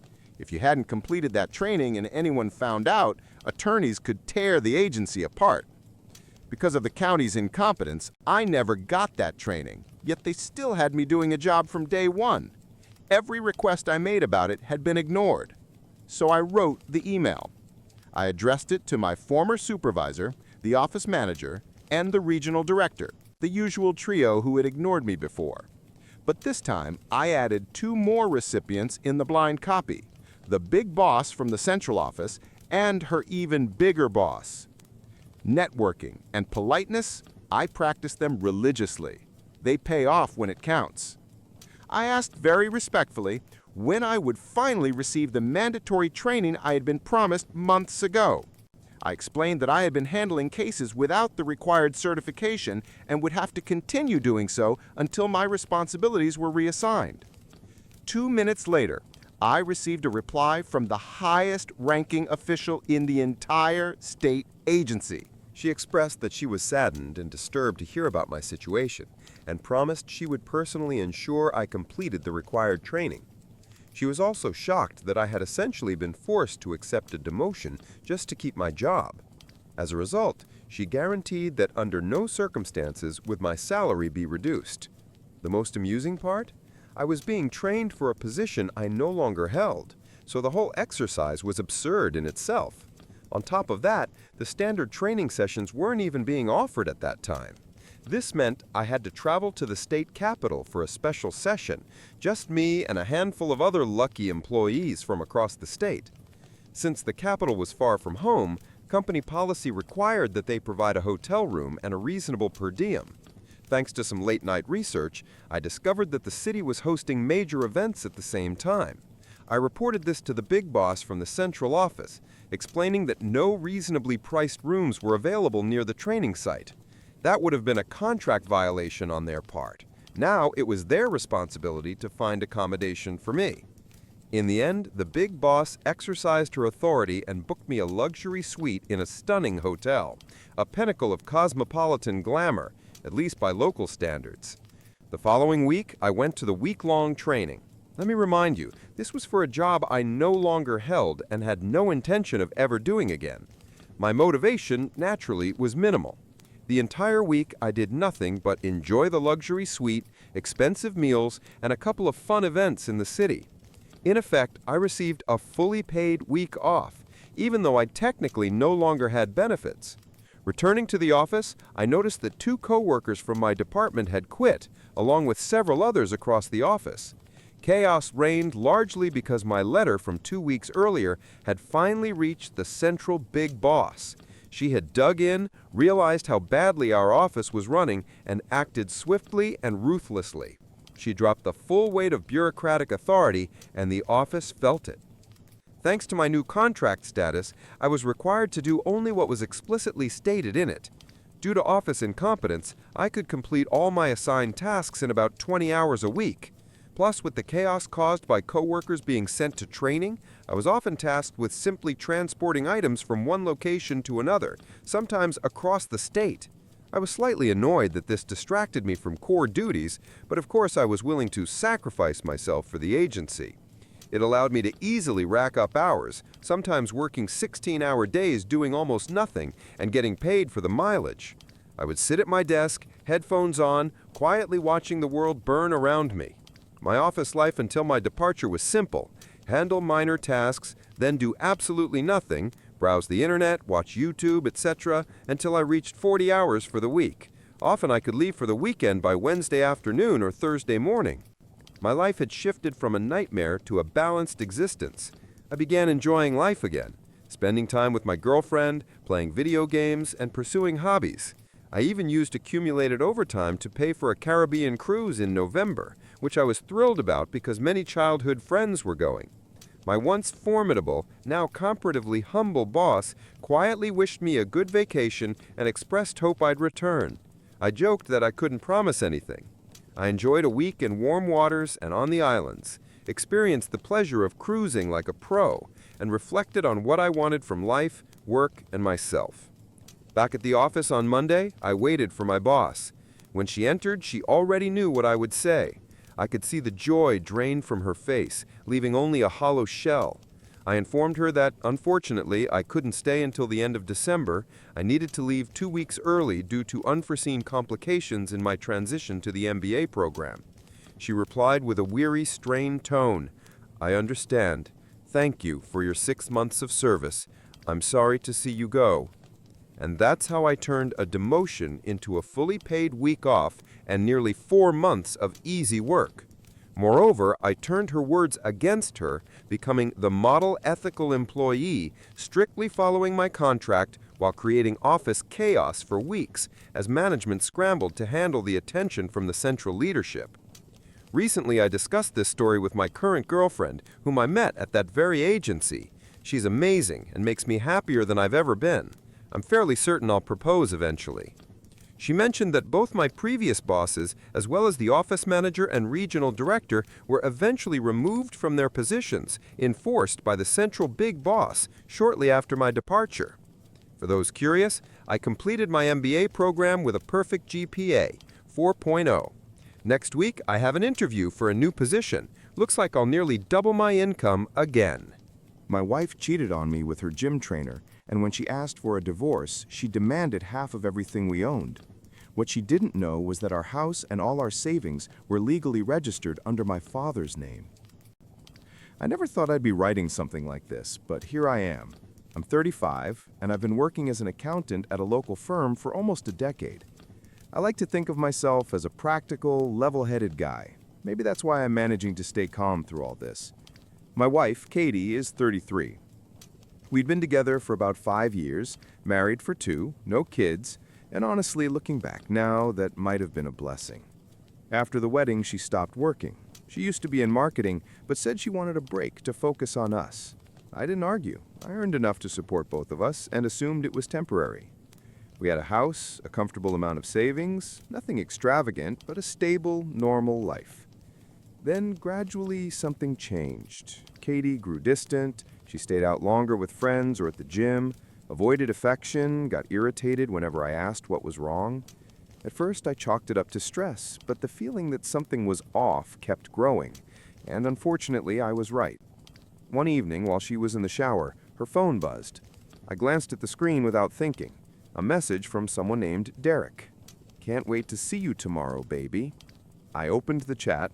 The messages were explicit, romantic, full of plans that didn't include me. She had been seeing him for months. I just stared at the screen, numb. This was the woman I trusted, the person I built a life with. But instead of anger, all I felt was emptiness. Maybe shock? Maybe my rational side kicking in.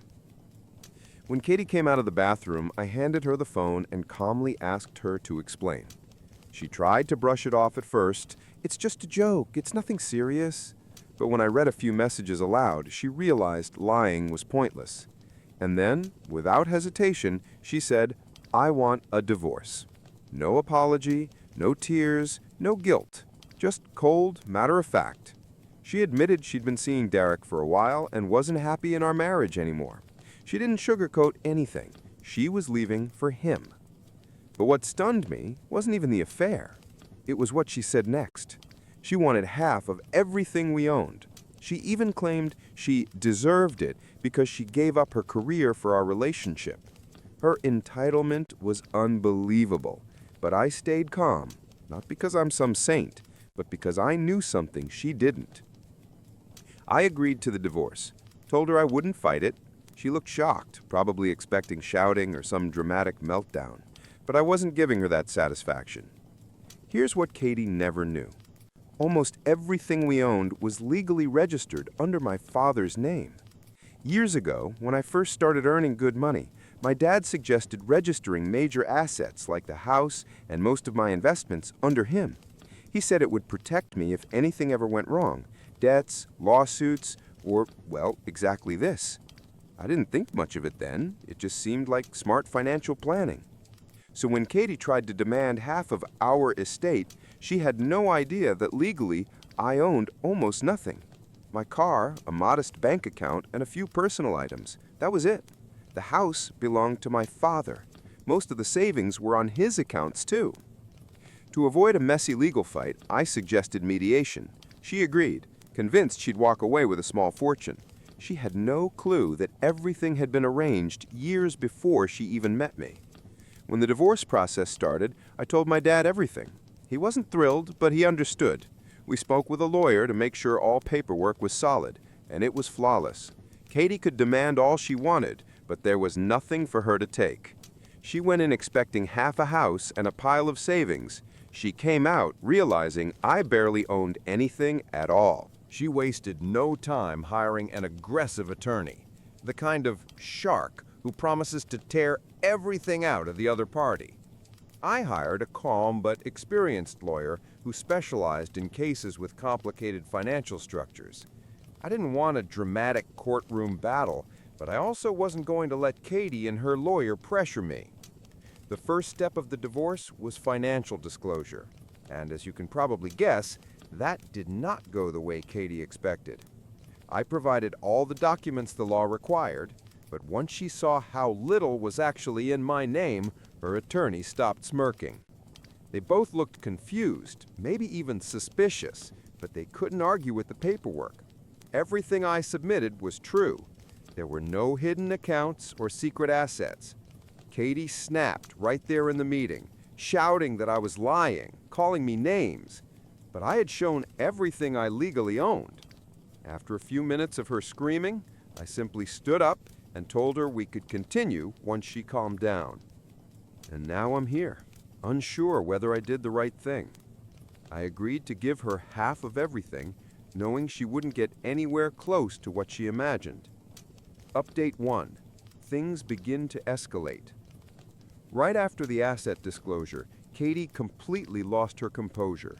She was convinced I was hiding something. Her attorney wasn't much better. The look on their faces when they saw the tiny numbers next to my name was priceless. Within days, they demanded a deeper investigation. Katie kept repeating, "Where's the money? The house, the investments, everything we built?" She truly believed I had some giant stash of assets hidden somewhere. Her attorney hired a forensic accountant to dig through every transaction. I was a little nervous, not because I was guilty of anything, but because I knew this would drag the divorce out even longer. After talking with my attorney and reviewing all documents again, it became clear they weren't going to find anything. Everything I submitted was 100% accurate. There wasn't a single trail that could lead back to the assets under my father's name.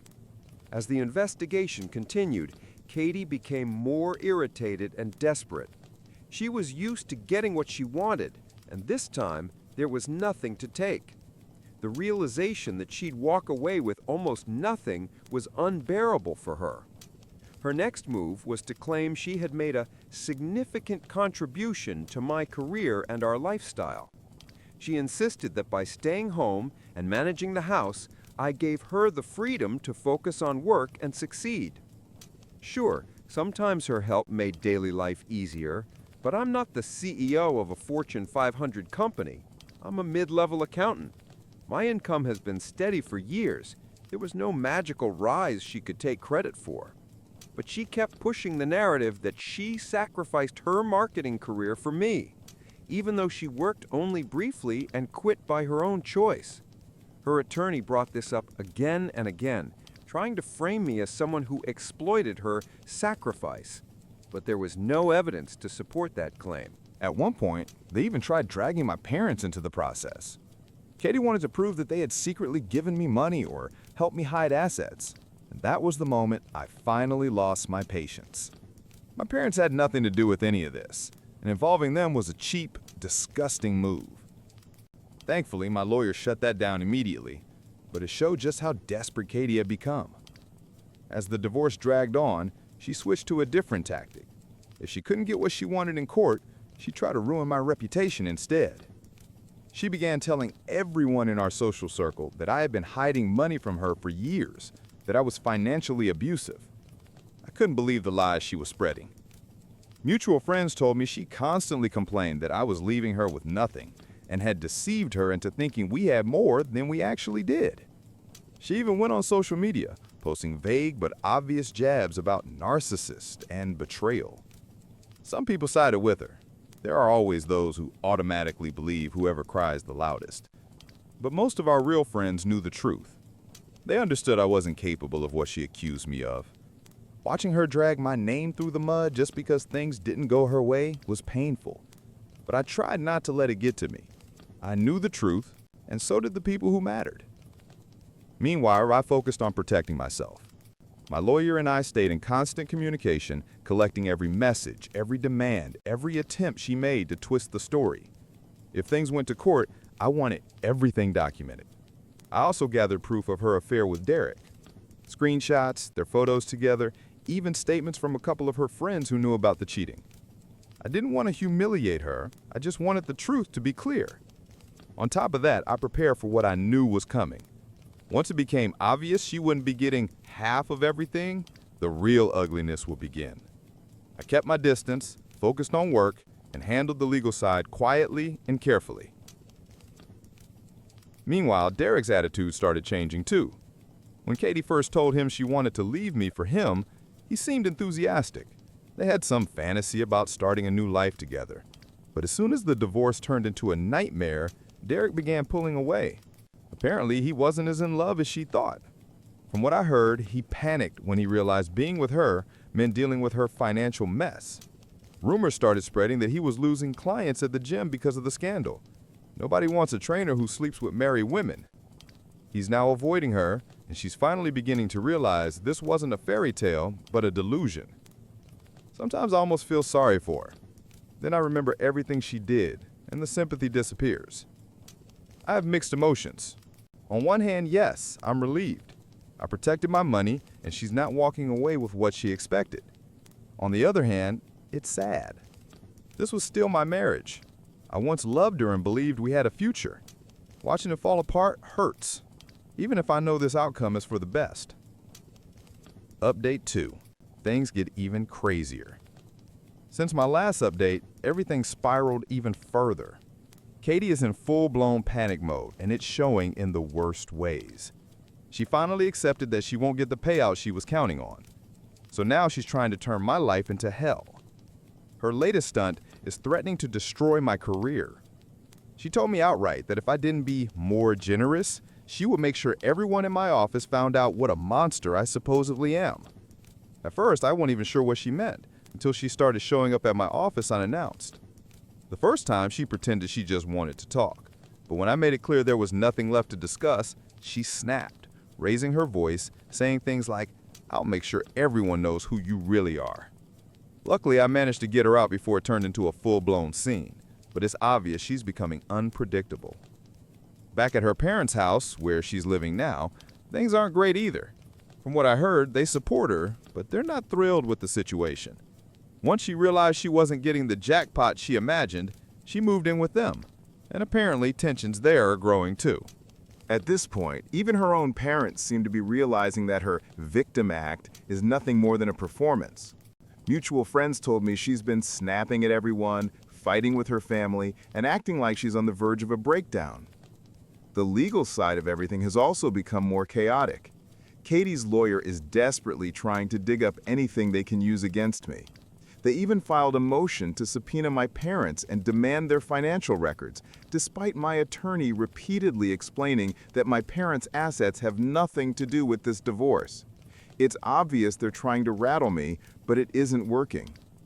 Her legal team has also requested statements from my coworkers, hoping to find hidden income or under-the-table payments. They're grabbing at straws, but they keep coming up empty. Every time we shut down one of their requests, another one pops up. The whole thing feels like an endless chess match. They try to counter every move I make, but so far I've managed to stay one step ahead thanks to my attorney, and thanks to the financial safeguards my father put in place years ago. Still, it's exhausting, and I'm not sure how much longer I can deal with this before the case finally goes to trial. As for mediation, we've attempted it twice, and both times were disasters. The first session lasted maybe 20 minutes. Katie refused to back down from demanding half the house and half the savings. My lawyer calmly stated the facts. The house is legally in my father's name, and the savings aren't remotely what she imagines. She didn't want to hear it. She stormed out, accused everyone of lying, and claimed the mediator was biased. The second attempt wasn't any better. This time she arrived with an absurd list of demands: full ownership of the house, half of all assets, which barely exist, and alimony for at least 5 years. When my attorney explained, again, that none of this was legally justified, she lost control completely. She screamed that she gave up everything for me and that I was abandoning her with nothing. I sat there trying to stay composed, but inside I was boiling. She was the one who cheated, the one who walked away, and yet she paints me as the villain who destroyed her life? After that meeting, it became obvious. This divorce would only end in court. Meanwhile, Katie has been borrowing money from family and friends to keep paying her attorney. Clearly, she didn't expect the divorce to drag on this long, and now she's running out of resources. I honestly don't know how she plans to keep funding her overly aggressive lawyer, but that's no longer my problem. The more desperate she gets, the more unstable her behavior becomes. Friends told me she barely leaves the house and constantly complains to anyone who will listen that I've ruined her life. Even her own friends are starting to distance themselves. They're tired of the endless drama and the way she keeps replaying the victim narrative. It's clear that everything she hoped to gain from this divorce is slipping through her fingers. All the while, I'm doing my best to stay calm and strategic. Every accusation she throws at me, I counter with documentation. Every financial record they request, I provide. I have nothing to hide. My lawyer makes sure we follow the law down to the last detail, something I can't say for Katie's side. I've also been protecting my parents' privacy as much as possible. Her attempts to drag them into this mess make my blood boil, but thankfully there are legal safeguards that prevent her from getting access to their financial documents. The fact that she even tried shows just how desperate she's become. She seems convinced that if she digs deep enough, she'll uncover some secret fortune. There is nothing to find. Update 3. The day of the hearing finally arrived, and the tension in the courtroom was intense. Katie testified first. She immediately went on the offensive, insisting I had been hiding assets for years. She accused me of manipulating our finances, keeping money in secret accounts, and lying about our actual income. She played up the emotion, painting herself as someone who had been left with nothing after sacrificing her career for mine. At one point, she even cried on the stand, talking about how much she trusted me. But everything changed when my attorney presented the evidence of her affair with Derek.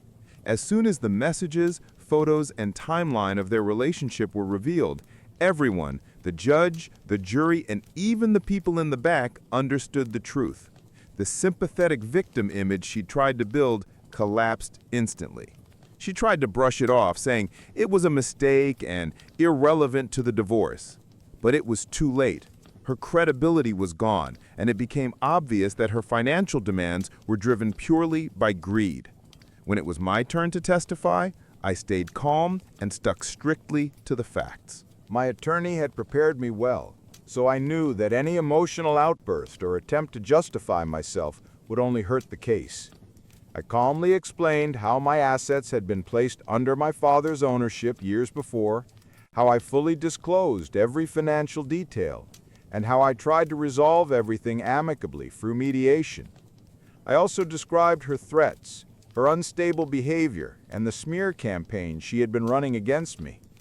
My lawyer presented documentation refuting each of her accusations, both the legal claims and the lies she spread publicly, proving that none of it had any real foundation. We laid everything out clearly. The house belongs to my father, our savings are modest, and there is no secret stash of money she could claim a share of. The judge seemed to appreciate my composure and straightforwardness. I didn't try to paint Katie as a villain, but I also didn't sugarcoat anything.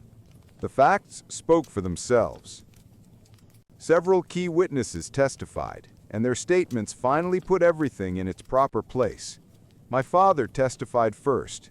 He explained the financial arrangement we put in place years ago, how the house is legally in his name, how the investments are under his control, and that everything was structured for long-term financial protection.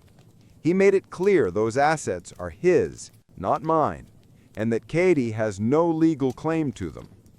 Next, one of my coworkers testified. Katie's legal team tried to suggest I'd been getting under-the-table payments or hidden bonuses, but he shut that down immediately. He confirmed that I earn a standard salary and have no secret income. His testimony was crucial, proving her accusations were baseless. The judge saw that there was no conspiracy, just a straightforward, transparent financial structure that Katie never bothered to understand. After several days of testimony and legal arguments, the judge finally delivered the ruling. Hearing that the decision was in my favor felt like a weight had been lifted off my chest. Katie's demands for half the house and half our savings were completely denied.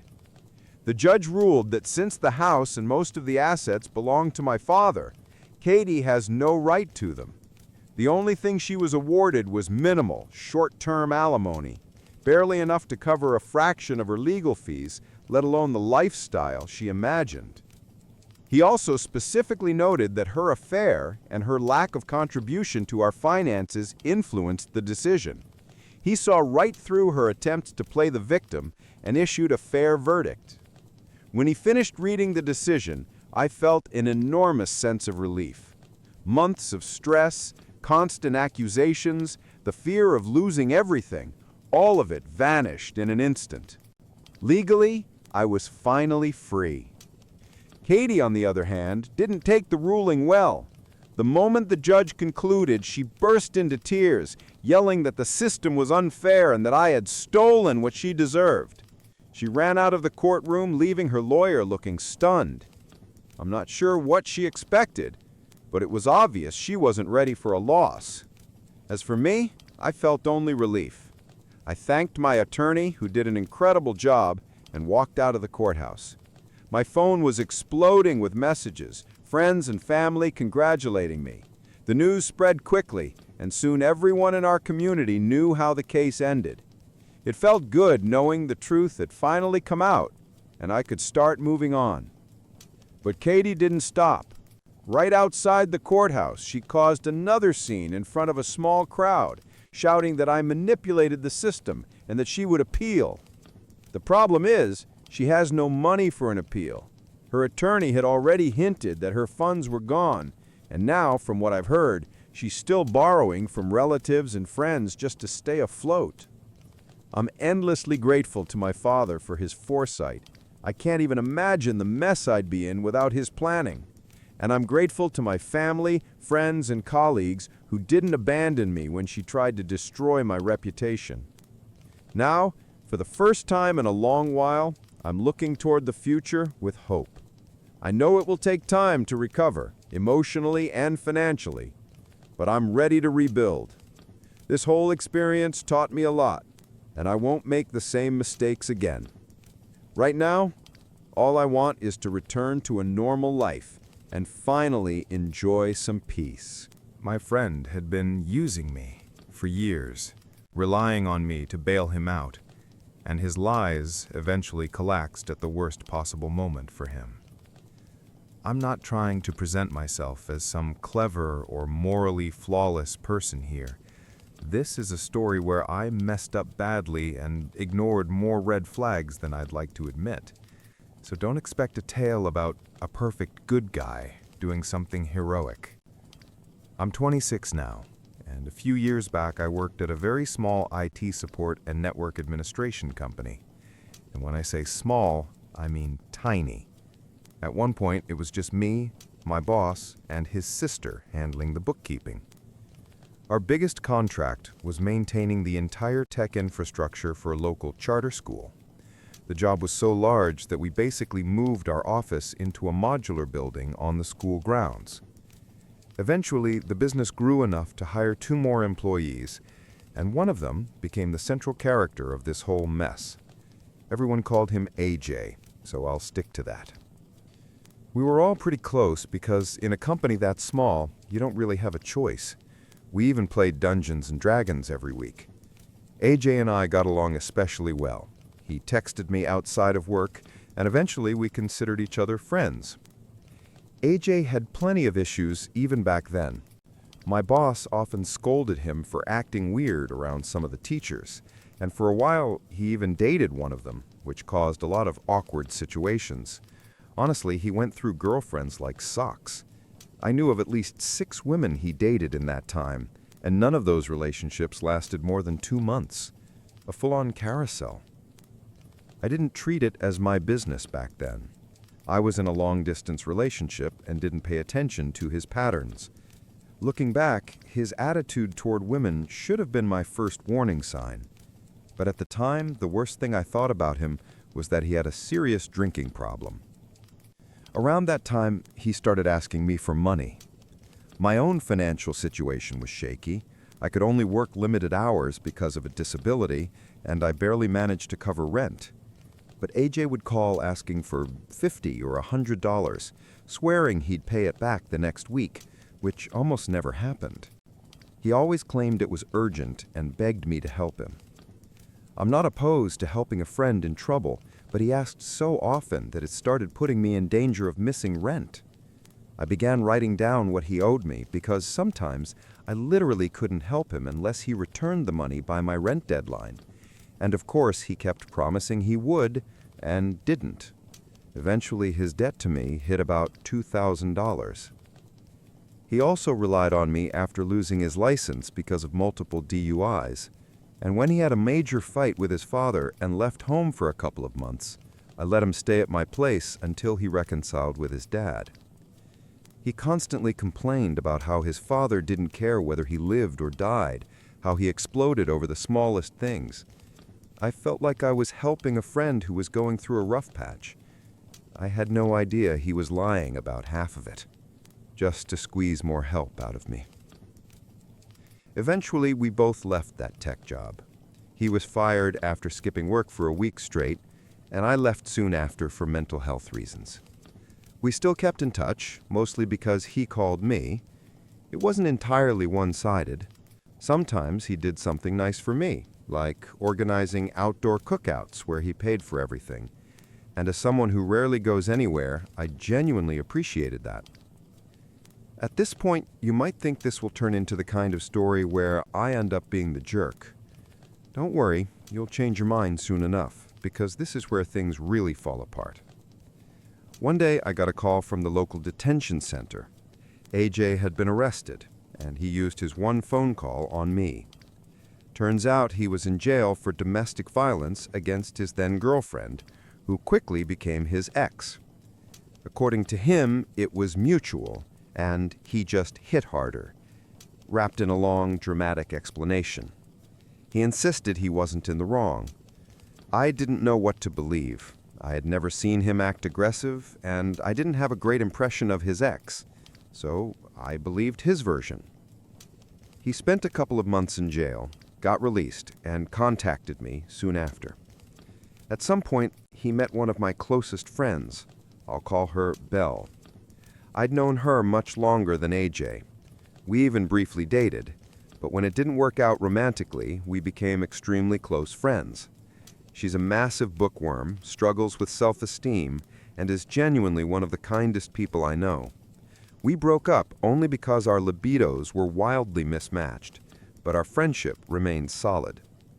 Bell met AJ, and they started dating almost immediately. And unlike his previous relationships, this time I could hear both sides, his and hers. Less than a week into their relationship, Belle called me in a panic asking if I could pick her up. She was at AJ's house with no car and was scared to stay there. I practically floored the gas pedal driving to get her. She told me AJ got drunk, and what started as playful physical contact suddenly crossed the line and became something she clearly did not consent to. She told him to stop, and he didn't. It never escalated into full-on sexual assault, but his complete disregard for consent terrified her. And to this day, I still feel guilty for not seeing the warning signs and letting it even get that close. But no one bears more responsibility for that moment than AJ himself. The next day, I confronted AJ hard. His response was to blame Belle, claiming she was lying and manipulating me. I saw through that instantly. I knew Belle too well to believe anything like that. A guy who had just spent a couple of months in jail for domestic violence trying to play innocent against a woman who couldn't lie to save her life? You didn't need to be Sherlock to figure out who was full of it. From that moment on, my friendship with AJ became nothing more than a transaction. I drove him around, he paid for gas, and slowly paid back the money he owed me. Over the next couple of months, I got about $1,000 out of him, half the debt. By then, our relationship was strictly business. I wanted to cut him off completely, but he had no other way to get to work, and he still owed me money. He kept telling me that my kindness inspired him to become a better person, which I now know was just another lie. I genuinely believed I was doing the right thing, but I was nothing more than a pawn. Some commenters later criticized me for staying in contact with him even after he tried to force himself on my friend, and given the context, they're absolutely right. That should have been the breaking point. But the whole house of cards collapsed soon after anyway. One day, I was driving him home from work and casually asked him something. I don't even remember what it was, something normal, harmless. His reaction was bizarrely defensive, which immediately raised a red flag for me. I pressed the question simply because his behavior was suspicious. That set him off like a bomb. He started yelling and insulting me over things that had nothing to do with the question. It escalated into a full-blown argument. When we got to his place, I dropped him off and left. Not long after I got home, my phone blew up. AJ had been arrested again. Here's what happened. He went inside, got into an argument with his father, and things escalated until AJ punched him in the face. Someone called the police, and AJ was taken away in handcuffs. His father filed for a restraining order to keep him away from the house. When everything came out, I ended up arguing with AJ's dad. We'd never liked each other, and we said plenty of unpleasant things. But as the argument went on, the tension disappeared because we realized we were both angry about things that weren't even true. AJ had been lying to both of us about the other. His father thought I was deliberately covering for AJ and helping him avoid all the measures put in place to deal with his alcoholism. I thought his father was the root of AJ's problems and that I'd been shielding AJ from him. Turns out his dad was actually a calm, reasonable guy. Once we pieced together the truth, we even got along. During that conversation, I learned a lot I had never known. I learned that AJ sometimes got physical with his 20-year-old brother. I learned he lied to me about why he needed money. Most of it was just to buy alcohol behind his father's back. I learned he lied about having ADHD, so I would give him some of my prescription meds to get high. I learned the real story behind his previous fight with his father, in which AJ was entirely at fault. And I learned that people stopped helping him because he drained everyone around him dry and never made any effort to change. Everything I heard matched what I had already started to suspect, but in reality, it was even worse. A few days later, AJ was released on bail. He tried to go home but wasn't allowed, so he ended up in a local homeless shelter. He messaged me again asking for help. That's when I finally told him everything in a long text. He had no explanation, just anger and wild accusations that everyone was conspiring against him. If I summarized my final message to him, it was basically, I'm done pulling you out of the mess you created. You lied to me and used me.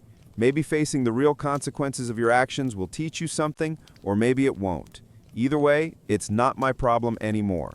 Don't ever contact me again, not even to pay back the rest of the money. His last response was a string of curses. Then his number was disconnected. His father had stopped paying for it. Over the years, I've occasionally run into AJ's dad. Neither of us has heard from AJ since. I work delivery for DoorDash now, and he works at a local pizza chain, so sometimes our jobs overlap. The last I heard, AJ is living on the streets in a big city not far from here. I honestly hope he's learning one crucial lesson. Don't mistreat the people who are trying to help you. Eventually, they stop. I was mistaken for a Disneyland employee, and someone actually tried to fire me. This happened almost 3 years ago. I had the chance to attend the soft opening of Shanghai Disneyland a couple of weeks before its official launch. I went with a youth group from my church. It was a great day. The park wasn't crowded, and we rode most of the main attractions with only 20-30 minutes of waiting.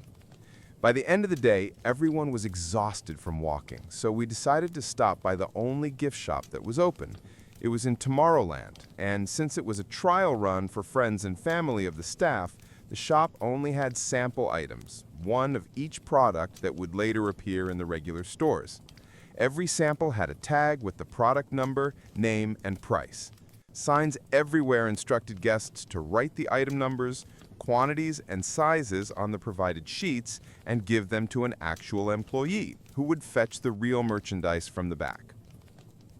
For context, I attended an international English-speaking private school in Shanghai, so my English was much stronger than most local kids. While wandering through the store, I noticed a girl I knew from inter-school sports events. She was with a woman I assumed was her mom. They were digging through a bin of plush toys, so I helped them find the one they wanted. Halfway through, I sensed someone standing behind me. I ignored it, thinking it was a family member of theirs, and wrote down the number for the Mickey plush they wanted. They walked off happy, and I continued browsing the pile. Maybe something would catch my eye, too. When I finally straightened up to go find my group, I was met with the fakest, most strained smile I had ever seen.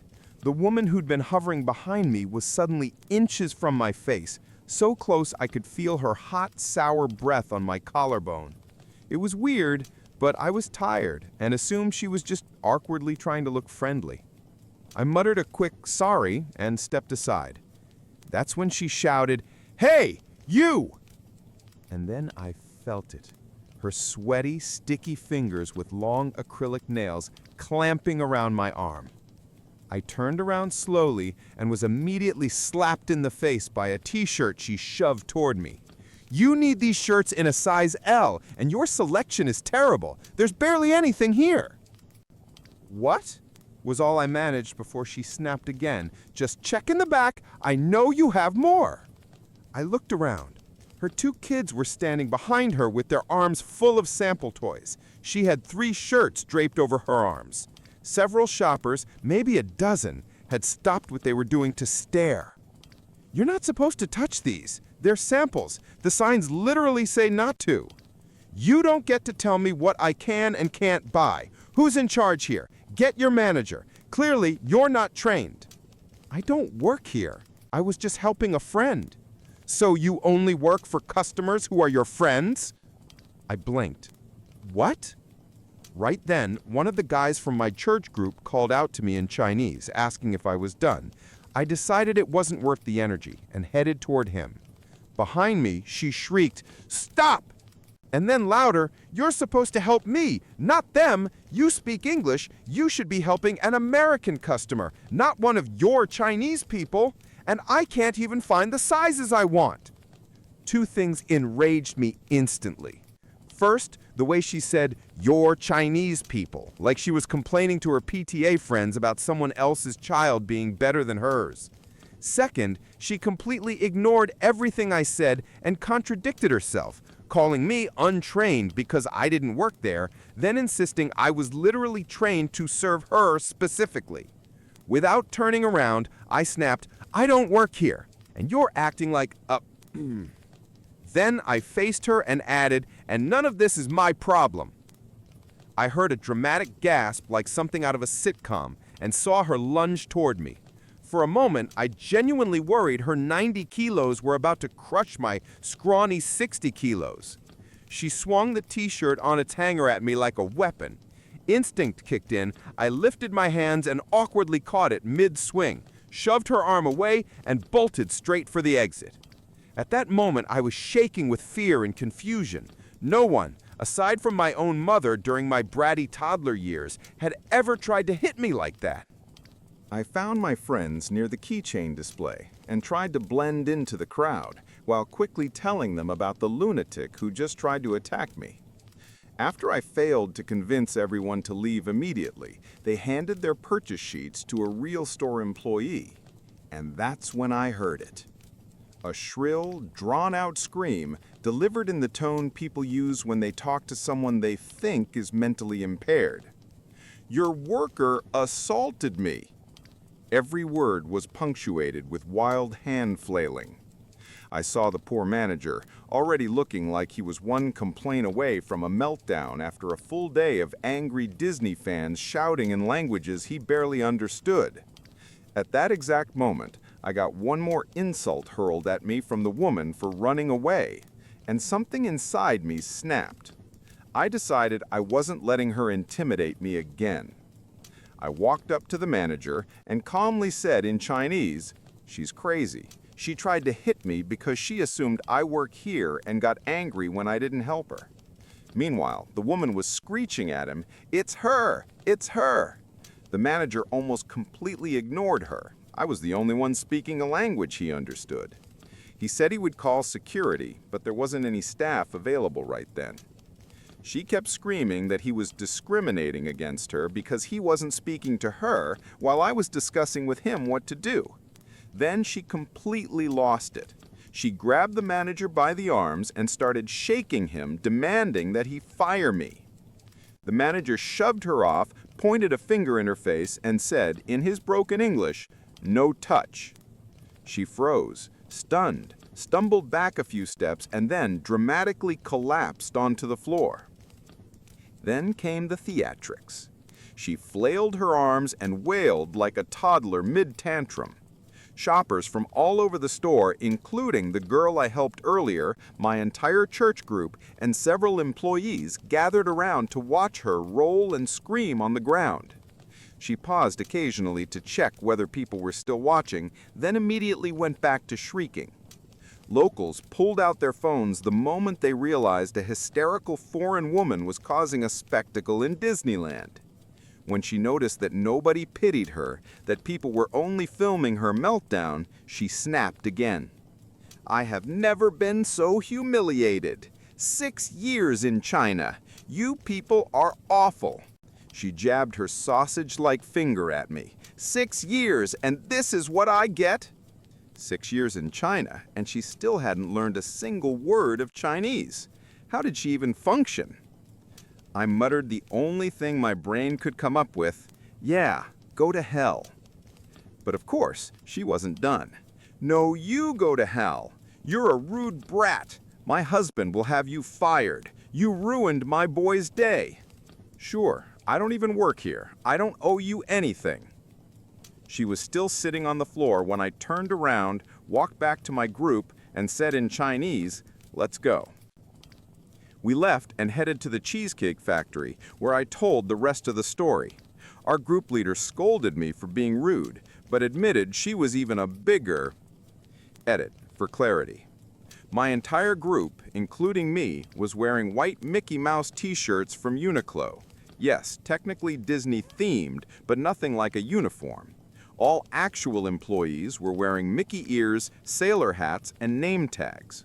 A lot of people assume she was just a rude tourist, but she was definitely an expat. Probably a wealthy one, too. The opening was only accessible to people with ties to Disney, sponsors, or the companies that designed or built the park. Someone in our church group was an architect who designed most of the restaurants, and that's how we got in. The girl I helped earlier? Her dad was a high-ranking executive at a car company sponsoring one of the attractions. So that woman, or her husband, must have had personal or business connections too. That's the only way she got inside. My sister-in-law stole 2,000 euros from me and my husband, and then called us cruel, selfish monsters for wanting the money back. This happened in a large German city. My husband's sister is 55, and her equally useless husband is 57. They're always broke and constantly whining about it. For more than 10 years, they've been running to the family with their hands out, expecting someone else to pay their bills. Their household debt is well into six-figure territory. My sister-in-law is a trained physical therapist, and her husband is the kind of man who insists that because of his skin color and age, he shouldn't even bother applying for jobs. No one will hire me anyway. Whenever someone asks why neither of them works, she always says her back hurts, and he claims his knees are bad. He's in his 50s, not 90, and his claim of no jobs for people like me is pure nonsense. I used to work at a staffing agency and personally sent him several positions he was perfectly qualified for. He refused all of them because 20 euros an hour is too low. That would have been over 3,000 euros a month before taxes. But apparently, standing up from the couch wasn't worth it. Anyway, summer. Her birthday's coming up. We're hosting a family barbecue. She gathers everyone and launches into a speech. She wants to buy a car and asks the family for 8,000 euros, plus another 3,000 euros for a luxury massage mat. And of course, this time she promises she'll actually pay the money back. We ask why she even needs a car and how she's planning to pay for insurance, fuel, taxes, and maintenance when she has no income. She replies, "My husband is American. He refuses to use public transport. He's used to driving and he needs a car to visit friends. Public transport is unbearable for him." When we ask how they expect to afford a car beyond the initial purchase, she becomes hostile and starts insulting us. According to her, we're cruel for asking humiliating questions and trying to make her feel inferior. And besides, she offered to repay it, so what's the problem? She eventually bursts into tears and storms into the house. I also went inside a few minutes later, and I did not hear crying. I heard her on the phone with her husband, who didn't attend the barbecue. She was telling him how we were supposedly bullying her, patronizing her, and treating her like garbage.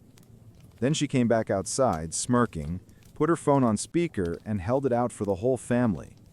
And her husband started yelling, "Just wait, you bunch of freaks! Talking behind my back and making my wife cry. I swear I'll kick all your asses. I hate every one of you." She stood there grinning like she'd won something. Fast forward to her birthday, and because we were still doormats back then, we decided to make her dream of a car come true. So we gifted her a €100 credit for a car-sharing service. Everything was set up in her name. She was the only insured driver. We explained the rules clearly. She said she understood and promised to update her payment details once the €100 ran out. Of course, she lied. She never changed the payment info and, predictably, let her lazy husband drive the car too. After a couple of months, the charges ballooned to €2,000, all on our account. When I discovered the withdrawals, I immediately revoked access and confronted her. She ignored every call, every message, every email. But she kept complaining to my husband, her brother, saying that my evil wife wouldn't let her poor family use the car in peace. She even told him, "I haven't slept in 3 nights because your wife keeps demanding her precious money back. It's unbelievable." A few weeks later, her husband responded to my email. He called me a bitch, a witch, said I'd beat the shit out of me so I'd finally shut up about the money. According to him, I needed therapy because I was crazy. He kept threatening that I'd get a few punches soon if I didn't stop bothering them. Then this aggressive idiot actually showed up at our house and tried to intimidate me. I should mention he already has a record for violent behavior. I filed a police report, and what did my husband's family do? They attacked me. Why would you provoke him? Don't poke the bear. This is your fault. You two earn enough anyway. Why can't you just gift them the money?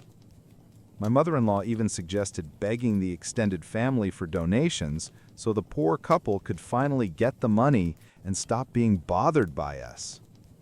Naturally, my sister-in-law and her husband didn't pay back a single euro, not even an apology. Instead, they launched a full smear campaign against us. Now, every time I bring it up, my husband's family rolls their eyes and insists it's my fault, that I was overreacting, that I was dramatic, that I'm the villain. And yes, some of them even called me a crazy bitch. That's what I get for wanting our stolen 2,000 euros back. Everything finally blew up a couple of months later when my sister-in-law and her husband showed up at my father-in-law's birthday and turned it into a circus. They started shouting that the whole family was persecuting them and warned that we'd all regret it soon. More threats, as usual. Her husband tried to start fights with every man at the party, swinging his chest around, threatening to beat them up, and provoking my husband to hit him. Of course, he failed. He's a coward. The only thing he managed to do was shove another brother's wife to the ground. He never dared approach the men. Pathetic. Meanwhile, my sister-in-law was screaming at me, insisting that I had personally destroyed the family. She asked me mockingly if I was proud of the damage I'd done. A little later, her husband came running toward me, yelling that he would do anything to protect his family and that he'd smash my face in. I called the police. The moment they heard the sirens, both of them vanished.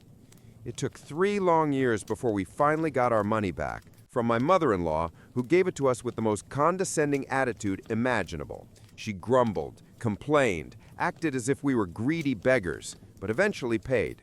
She essentially bailed out her grown daughter, who never takes responsibility for anything. Recently, my charming sister-in-law came crawling back again, claiming she had severe depression because of the way we supposedly treated her. Honestly, maybe the real cause is her manipulative, violent husband who abuses her and fights with everyone he meets. She said my negative energy was so overwhelming she had to check into a psychiatric clinic. I told her to leave and take her melodrama somewhere else. My husband also made it clear he no longer has time for her manipulations. I now understand why my husband's family brushed off the theft of 2,000 euros. Years earlier, my sister-in-law stole 20,000 euros from her own daughter, the girl's entire college fund. When the daughter asked where the money went, her mother just shrugged and said, "I needed it." I now cut all contact with my husband's extended family. He only speaks to a few relatives. I finally feel free of these parasites. And honestly, except for my husband, his family is trash. They excuse theft, tolerate verbal and physical abuse, and constantly swap victim and aggressor. I will never sit at the same table with them again. Update. The saga didn't end. Recently, my mother-in-law passed away. My sister-in-law and her husband showed up at the funeral, despite the fact that he openly told my mother-in-law while she was alive that he despised her. The family had asked him not to come, out of respect, but he strutted into the chapel like he owned the place and sat in the front row, the row reserved for immediate blood relatives. My sister-in-law started screaming at people who told him to move, announcing that she was the firstborn and therefore had privileges, including bringing her husband wherever she wanted. According to her, she alone had the right to dictate how the ceremony should be held. And then there was her husband's outfit, a blue polyester pinstripe suit, not elegant, more like cheap gangster style, sunglasses indoors, a baby blue faux fur hat, and a cane with a fake silver handle. He looked like he was auditioning for a low-budget pimp movie. He clearly wanted attention, but the mourners told him to keep his mouth shut. During the burial, he didn't even approach the grave. He sat aside, glaring at everyone, turning his head away when people tried to speak to him, refusing to shake hands. Why he came at all is beyond me. A small family gathering was planned afterward, without my sister-in-law and her husband. But my mother-in-law's elderly sister, who knew very well it was supposed to be private, suddenly decided to invite everyone from the funeral. Naturally, my sister-in-law and her husband took that as a personal invitation. Free food, of course.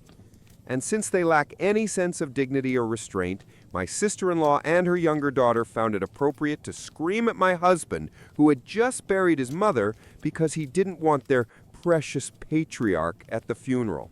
They shrieked like banshees in the middle of the street. 20 minutes had passed since the burial, the grave wasn't even fully covered, and they were demanding that my husband apologize immediately for not inviting them. Her husband watched with pleasure while mother and daughter put on the show. He finally got the narcissistic boost he craved. While walking toward the gathering place, still yelling at my husband, they accused him of being insane for letting his wife file a fake police report against their innocent family man. My sister-in-law's 18-year-old daughter flipped him off, insulted him repeatedly, and called him crazy, all while he was grieving. His husband observed it all with a satisfied smirk. His poison now runs in both his wife's and daughter's veins. The funeral was probably the best day of his life. 2 psychologists later diagnosed him as both a narcissist and a sociopath.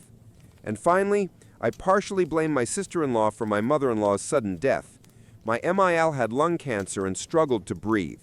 3 days before her death, she called her daughter, my sister-in-law, and begged her to apologize to me and my husband for the stolen money, hoping for some peace in the family. My sister-in-law screamed at her so violently that an ambulance had to be called. My MIL went into respiratory distress from the emotional shock. She died 2 days later. My son stole his late mother's ring to propose to his girlfriend, and now he's refusing to speak to me because I made him give it back. I'm 46. My son Jake is 23. He was a good kid growing up, which is why what he did hit me like a punch to the gut. I also have a daughter, Amber, who's 16. When my wife died during the pandemic, she already had a will in place. She had been immunocompromised for nearly a decade, so she'd prepared everything early. In her will, she split her estate between the kids. Jake got his share immediately because he was already an adult. He used that money as a down payment on his condo. He also received his mother's car. But every single piece of her jewelry was left to Amber. Among those pieces was a vintage gold ring with a diamond in the center and pale blue sapphires on each side. It had been in my wife's family for generations. Her grandfather, a jeweler, made it by hand for her grandmother. When her grandmother passed, it went to her mother and eventually to my wife. After her death, it was meant to go to Amber, exactly as the will stated. Losing my wife broke me, but I held it together for the kids. They were my anchor. That's why my son's betrayal feels like a rusty knife between my ribs. Jake has been dating a girl named Sarah for about 8 months. She's the type who loves jewelry, big, flashy, and a lot of it. One day Jake told her about the heirloom pieces his mother left behind, the ones meant for Amber. And Sarah apparently became obsessed with seeing them. So Jake went into my bedroom when no one was home and showed them to her. He later admitted that to me. I was angry, but I figured that was the end of it. I was wrong. A week ago, Jake came to me practically begging to give him that ring, the heirloom, so he could propose. He said Sarah fell in love with it the moment she saw it, and that he was convinced it was the perfect engagement ring. He seemed certain I would be thrilled that he was planning to propose, but I told him this wasn't up to me. The ring belonged to Amber, and I wasn't going to allow him to pressure her into giving it up. I told him he could ask her once, politely, and if she said no, the conversation was over forever. Jake agreed. He asked Amber in front of me. She immediately refused. She wanted to keep the ring in the family. She adored it and always had. To her, it was priceless. The idea of giving it away devastated her. I told Jake that was that, and he needed to drop it. He left upset, but I assumed he'd accept the answer and start looking for a similar ring. But then a few days later, he showed up again while I was at work to talk to Amber again. It escalated into a huge fight. Amber called me sobbing. I phoned Jake and told him to leave my house immediately and stay away from his sister. He yelled that he had as much right to the ring as she does because my wife was also his mother. I reminded him he already received a substantial inheritance. Money, the car, and the jewelry was specifically left to Amber. End of story. He hung up. Amber later texted that he stormed out furious. But then, before I could even get home from work that day, Amber called again, yelling that Jake had come back, gone into my room, taken something, and left without saying a word. When she tried to stop him, he shoved her aside. I rushed home and checked the jewelry box. The ring was gone. I called Jake repeatedly, no answer. I finally texted him and said I would contact the police if he didn't bring the ring back immediately. And even if he'd already proposed, it didn't matter. The ring wasn't his to give. That finally got his attention. He called me crying, saying I couldn't do that because he was my son. I said, "Watch me." He stole the ring, he assaulted his sister, he crossed a line I could not and would not ignore. He called back shortly after and confessed he had already taken Sarah to a restaurant and proposed. The ring had been in his possession for less than an hour, and she was already wearing it. I told him that wasn't my problem. He stole it, and he needed to return it. Whether that ruined his proposal wasn't my concern. I said I would get the ring back one way or another, even if it required a police report and a lawyer. He sobbed, begging me not to destroy his life. I told him he destroyed his own life when he stole from his sister and from his dead mother. The ring needed to be back in our hands by morning, or I would start legal proceedings. The next morning, he actually showed up with his girlfriend. They tried to guilt trip me. Turns out she knew the ring was stolen and still wanted to keep it because she fell in love with it instantly. I told her she could get a jeweler to make a replica if she wanted it that badly, but the original wasn't hers and never would be. Jake begged again, but Amber and I stood firm. Return the ring, or we're going to the police. Sarah ripped the ring off her finger and threw it at Amber, calling me a vicious bastard before running out of the house in tears. Jake yelled that I probably ruined his relationship. I told him he ruined it himself the moment he decided stealing from his family was acceptable. What kind of son steals from his sister and his dead mother? It's sick. He had nothing left to say and stormed out after her. I haven't involved anyone in this mess, but Jake has. He tried to rally friends and relatives to his side, and instead got the opposite. Everyone tore into him for what he did. I've received messages and calls from people supporting me and Amber.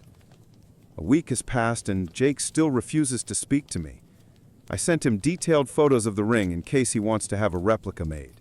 But making an identical copy turned out to be extremely expensive unless they used imitation stones. Jake still hasn't replied to my last message. I have no idea what's happening between him and his girlfriend now, or whether they're still together after everything that happened. But even now, I'm certain he had no right to keep that ring. After this whole disaster, I moved all of my late wife's jewelry to a secure safety deposit box that only I can access. It will stay there until Amber turns 21, maybe even longer, depending on what she wants. I won't risk anything like this happening again. I know I made the right decision by getting the ring back, but that doesn't mean it's easy. I don't want my son to resent me forever, and I don't want our family to turn on him.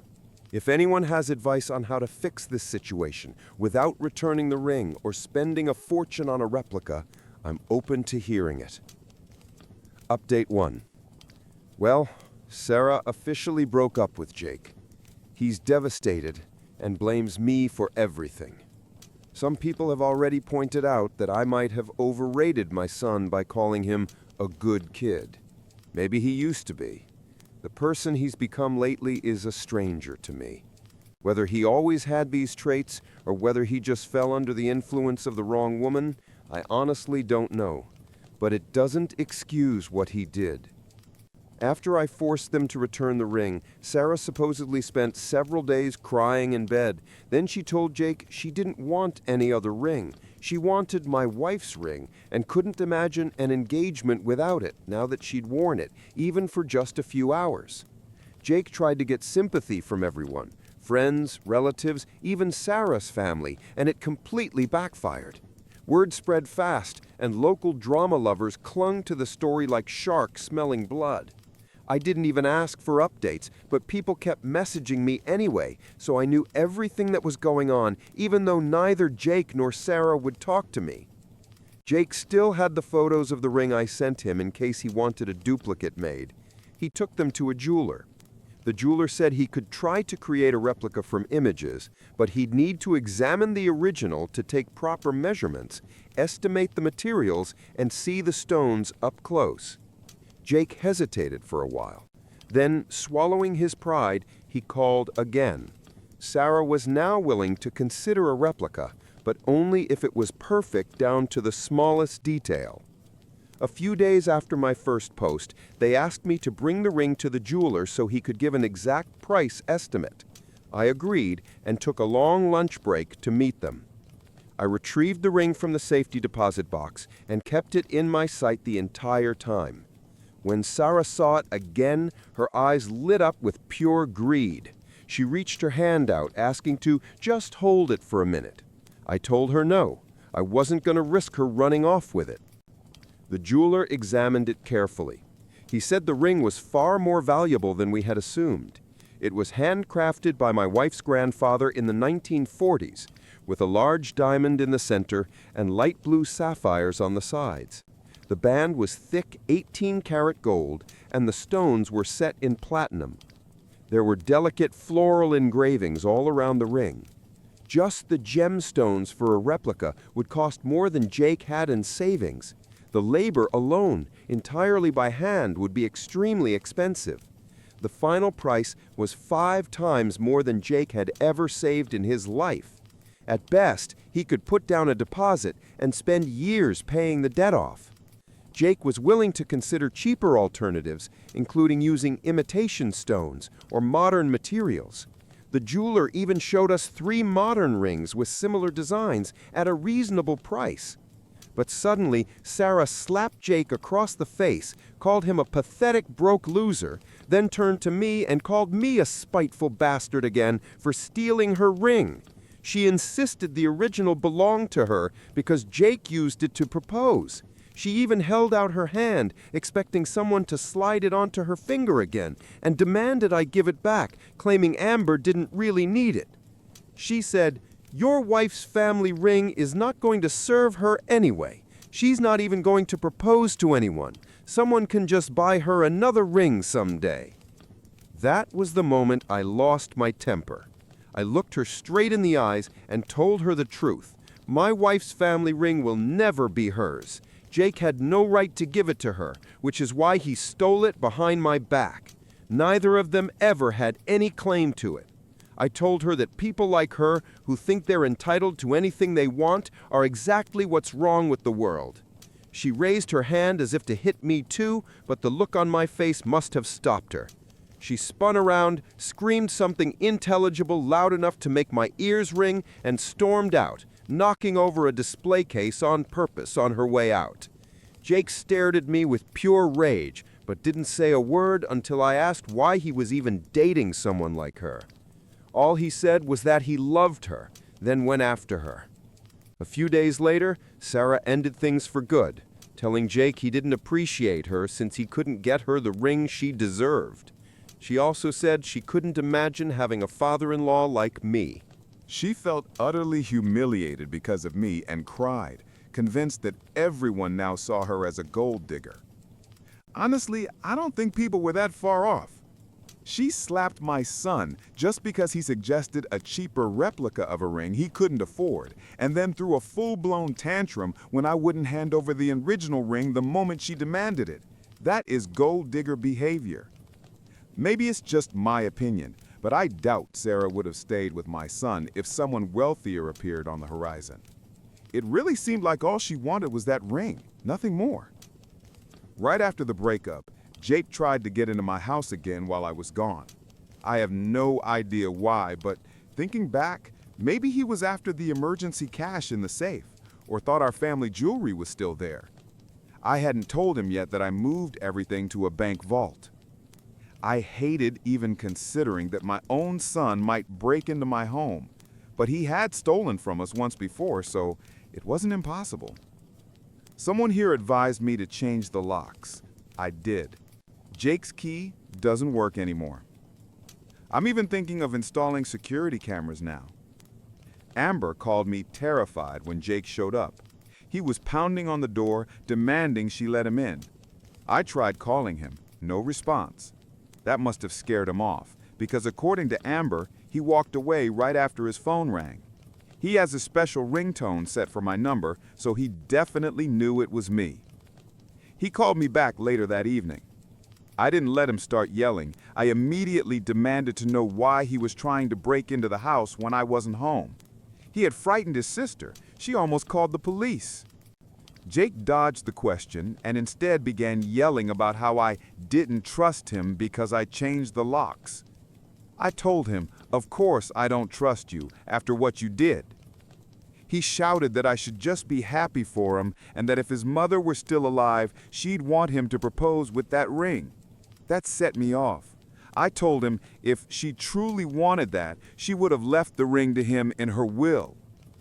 Then he started whining that everything was my fault. He repeated all the garbage Sarah had told him, how she called me stingy, how I supposedly didn't think she was good enough for him. I told him he was putting words in my mouth. I barely even knew Sarah and never interfered with their relationship, at least not until he stole the ring. When he tried to argue, I asked him, name one time I ever said something bad about Sarah before the ring incident. He went silent. He couldn't recall anything, because I had hardly seen her at all during their entire relationship. I didn't even know they were dating until they'd been together for 3 months. But that wasn't the point anymore. I asked again why he tried getting into the house. He refused to answer, so I listed the possibilities myself. If he came for the ring or any other heirlooms, too late. Everything is secured elsewhere. If he wanted access to the emergency cash, he'd never get into the safe. And if he came to hurt his sister, I'd deal with him myself. Judging by his silence, I hit at least one nerve. Eventually, he said he was quitting his job, selling his apartment, and moving far away so he'd never have to speak to me again. His final words were, "Enjoy your perfect little daughter." I don't understand how my son changed so drastically in just 1 year. I never called Sarah a manipulative gold digger, only said she had wrapped him around her finger and loved shiny things. Not much difference, I know, but now it's painfully obvious she is manipulative, especially after the dramatic performance she put on trying to keep a ring that never belonged to her. She cried for days over a ring she knew was stolen. Then she exploded when she couldn't keep it or even get a replica. Because of her, my son cut me and his sister out of his life. It hurts. And I'm furious that he chose this path just to please a woman he'd only been dating for 8 months. That's not long enough to talk about marriage. I dated my wife for over 2 years before proposing. And honestly, I can't imagine how disastrous it would have been if Sarah had actually married my son. I know Jake will blame me for a long time. I don't know if we'll ever speak again. I hope we do someday, but right now, we both need distance. Amber is struggling too. She's grateful I got her ring back, but just as shocked as I am at what Jake has become. She calls him a jerk for shoving her aside while stealing the ring. Thankfully, she has plenty of support from me and the rest of the family. Jake has no support left. Relatives have been calling or messaging him to express their outrage. Even his former best friend stopped by to apologize to me. He and Jake had a huge fight over this whole mess, and when that friend refused to take his side, Jake cut him off too. Sarah, Jake's ex, also ran into trouble at home. Her parents contacted me to hear my version and later apologized for her behavior. They only knew part of the story and were horrified to learn the rest. They had always thought she was kind, but said she had changed a lot in recent years and they were disappointed in her. They previously helped her pay half the rent, but said they won't renew her lease once it expires. She can either pay it on her own or find a new place. Now she blames and curses me too. I don't know what's wrong with people these days. When I was Jake's age, people like this were rare. Now they're everywhere, spreading toxicity like a flood. All I can hope is that one day my son wakes up and finds his way back to being the good man he used to be. Whether he ever speaks to me or not, I'll still wish him happiness. Update 2. And please, stop asking me for photos of the ring. A lot of people have messaged me wanting to see it or order a similar one. I told my daughter about these posts, and she's proud of me, but she does not want the ring online. It's hers. I don't need a reason. Her choice is final, and I will respect it. I'm not thrilled about the idea of posting photos either. If strangers start copying the ring, it'll lose what makes it special. I was fine with my son making a replica that would have stayed within the family, but there's no way I'm putting it online for everyone to duplicate. I deleted the pictures I had sent Jake a long time ago. The ring is stored in a bank vault now. It won't stay there forever. When I can afford it, I plan to buy a proper home safe. Over the weeks since my first post, I installed security cameras around the house, and thank God I did. For everyone asking whether my son got back together with Sarah, no, they're not together. Jake really is selling his apartment and hasn't spoken to me since that last phone call, the one where he wished me a nice life with my precious daughter because he didn't get what he wanted from me. I met with my lawyer and updated my will. I didn't cut him out entirely, but he lost a large portion of what he would have inherited. After everything that's happened, I can't bring myself to feel sorry for him anymore. My daughter Amber called him a simp, and once I looked up what that meant, I realized how accurate it is. But I don't want to stay angry or sad. Neither emotion does me any good.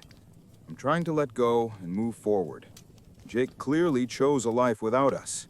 Maybe one day he'll realize how wrong he was, but I can't force him to rethink his choices. I ran into Sarah by accident recently. She spotted me at the mall while I was out with a friend. She started yelling across the crowd, calling me a stingy old miser. I didn't have to defend myself. My friend laughed and called her out as a thief and a greedy woman who only wanted my late wife's ring because she couldn't afford anything like it herself. People around us immediately turned to stare. Sarah flipped us off and stormed away, knocking things over, even a small child who started crying. When she realized she had hurt the kid, she sprinted off like she was escaping a crime scene. Later that day, she showed up at my doorstep, screaming that it was my fault her friends now call her a gold digger and won't speak to her. I told her plainly she is a gold digger. She had no right to that ring in the first place, and the way she cried for days over something she knew had been stolen, then dumped my son because he couldn't buy her what she wanted, is classic gold digger behavior. I told her I'd make sure she never sees that ring again. She kept screaming nonsense all the way back to her car. I hoped she'd finally leave us alone, but she didn't. For those who thought drugs were behind her and Jake's behavior, sorry to disappoint, but no. The police reports confirmed she was clean. Whatever's going on with her, it's all her own doing, and apparently Jake's too. Last week, Sarah was arrested for trying to break into my house. The cameras recorded her sneaking into my backyard and trying to hack down my back door with an axe. The alarm went off and she ran, but the front cameras captured her face and her car perfectly. She even dropped the axe with her fingerprints on it. By the time police arrived, she was gone, but they found her later at home. They were only going to arrest her for trespassing and attempted break-in, but she started fighting, so they had to take her down and drag her out. She clearly needs mental help. I spoke with her parents afterward. They offered to pay for the damaged door and told me what they knew. No drugs in her system. Serious mental health issues, yes. They told me they planned to move her out of town once the legal mess is handled.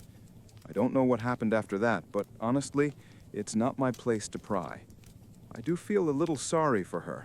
She seems genuinely unwell.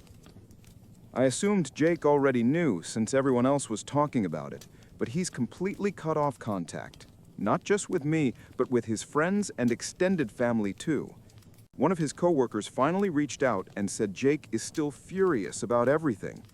He insists the ring would have been a small price to pay for his happiness. Now that Sarah is gone, he switched to blaming her instead, calling her a crazy gold digger who ruined his life. It seems he only knows how to point the finger at others. Until he learns to take responsibility for his own actions, I don't see how we can repair our relationship. He's not going to get anywhere in life if he keeps deflecting blame. I hope some time alone helps him cool down and reflect on the mess he created.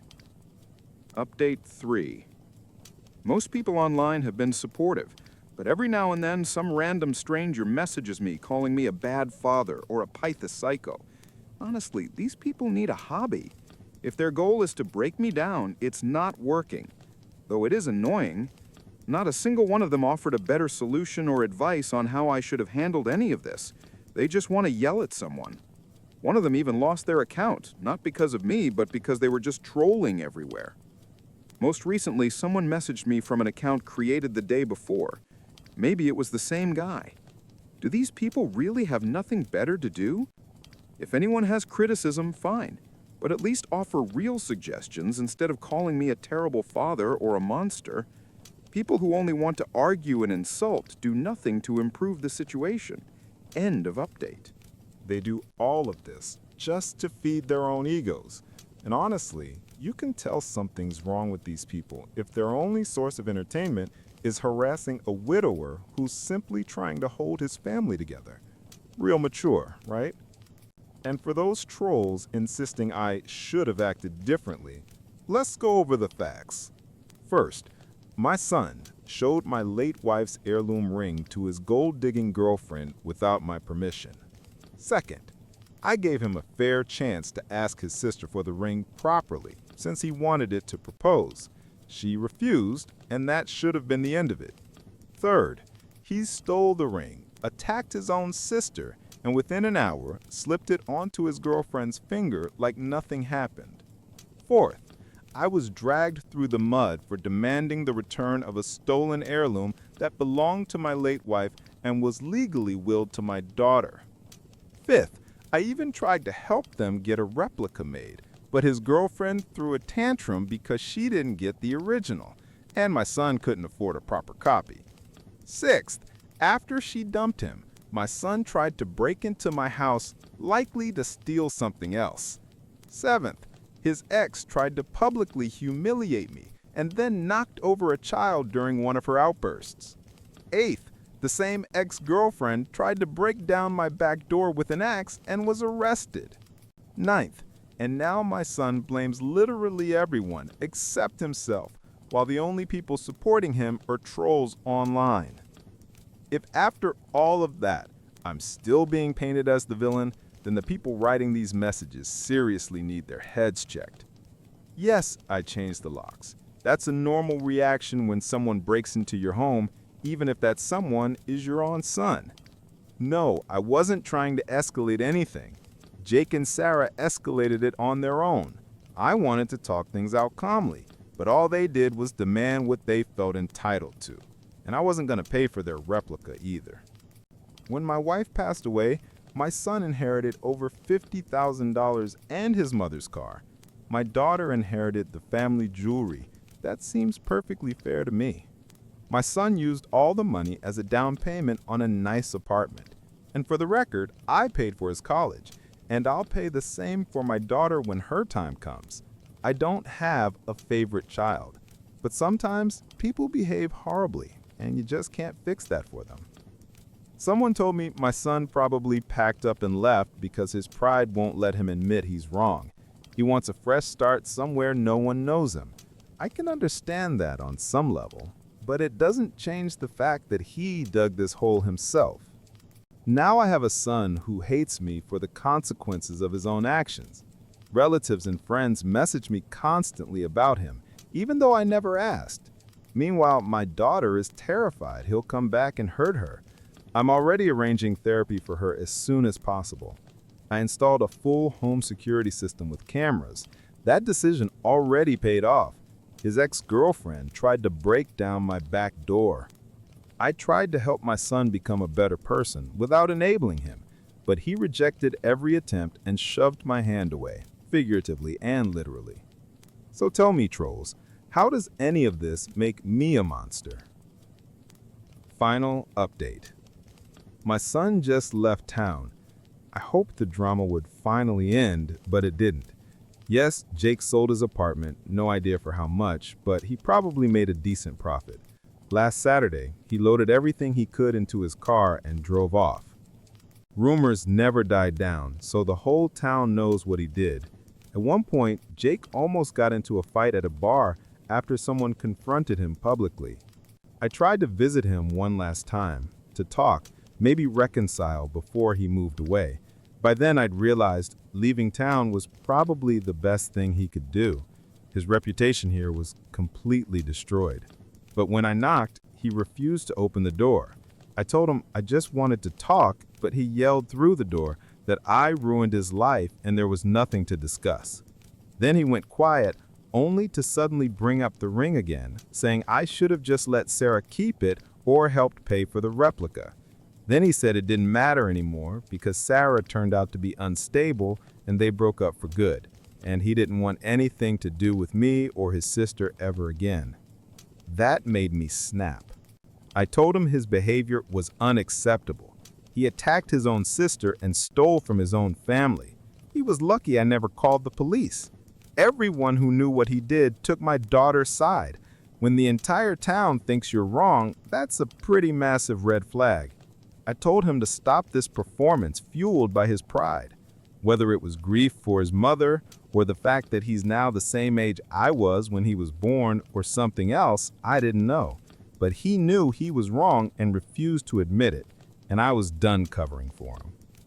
He never spread rumors about the ring. He and Sarah did that. I'm tired of being blamed for the mess he created himself. Only narcissists and cowards behave like that. His mother and I raised him better, and he knows she would never have approved of this, but she's not here to tell him. If you steal something that isn't yours, you don't get to blame the owner for wanting it back. He went silent for a few seconds, then yelled, "Screw you, Dad." I heard him crying and breaking things inside. A neighbor at the end of the hallway peeked out and quickly hid again, so that little scene will definitely spread as gossip too. He refused to say anything else, so I left. But as I was exiting the building, a police car pulled up. 2 officers stepped out and asked for my name. When I told them, they said someone reported that I was trying to break into an apartment. I explained that I'd been arguing with my son through the door and never tried to force my way in. I only knocked. I told them the entire story, mentioned the neighbor who saw and heard everything, and reminded them the building had security cameras. One officer went upstairs to talk to the neighbor. The other put me in handcuffs. He was very polite and explained that the handcuffs were just a precaution, since they still didn't know who was telling the truth. I told him I understood he was just doing his job, and he let me sit on a nearby bench. After about 10 or 15 minutes, hard to tell since I couldn't check my watch, the officer who went inside radioed back that the neighbor's story mostly matched mine. Several other neighbors also confirmed hearing our conversation through the door. Then he said he would check the security footage, which took even longer. Since I still couldn't see the time, all I could do was sit and wait. The kind officer turned on the radio on his phone so I wouldn't be completely bored. Eventually, the second officer radioed again and told his partner to take off the handcuffs because the cameras backed me up. The audio wasn't great, but it was clear enough to show that I never tried to break into the apartment. Once I was uncuffed, the 2 officers talked quietly for a moment. Then they asked if I really was the father whose son had stolen the ring that belonged to his late mother. I admitted it and asked how they knew. They said the story had already been going around the station, and once they heard my version, everything clicked.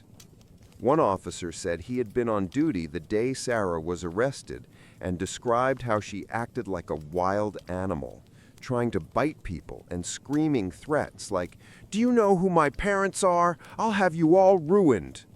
His wording was much harsher than that. I could only stare at the ground in embarrassment. The officers told me to go home and suggested I avoid coming back. I nodded and left. As I walked away, I noticed them going back into the building, probably to talk to Jake. I'm certain he was the one who called the police because later some of his neighbors messaged me online saying the officers had chewed him out for a false report so badly that he nearly cried. They also reminded him about the ring incident and said his behavior was pathetic. Judging by the timeline, Jake must have exaggerated heavily because the police showed up almost immediately after we started talking through the door. He's lucky he didn't get arrested for wasting their time. When I got home, my daughter Amber comforted me. She said I did everything I could and that it wasn't my fault Jake turned into a jerk. Still, it hurt. Maybe I've lost my son forever. I took the next day off work, shut myself in my office, played Dragon Warrior on my NES emulator, and ate vanilla ice cream just to calm down. Jake left town over the weekend. Maybe I'll never see him again. But if I do, I hope he realizes I've always cared about him. Yes, he treated me horribly, but I'm still his father. If he knocked on my door tomorrow wanting to talk, I'd let him in. I just hope it won't take 10 or 12 years for that day to come. Some people asked how big our town is if rumors spread so fast. It's not tiny, more like slightly below average in size. The reason gossip traveled so quickly was my wife's enormous and tight-knit family. They're everywhere in this town, no exaggeration. I could bump into one of them just going for a walk or buying groceries, and many of them loved to gossip. When Jake started looking for support from relatives online, that lit the fuse. First, they told him exactly what they thought of his behavior, and then they repeated the story to everyone they knew. The situation spun out of control before I even realized what was happening.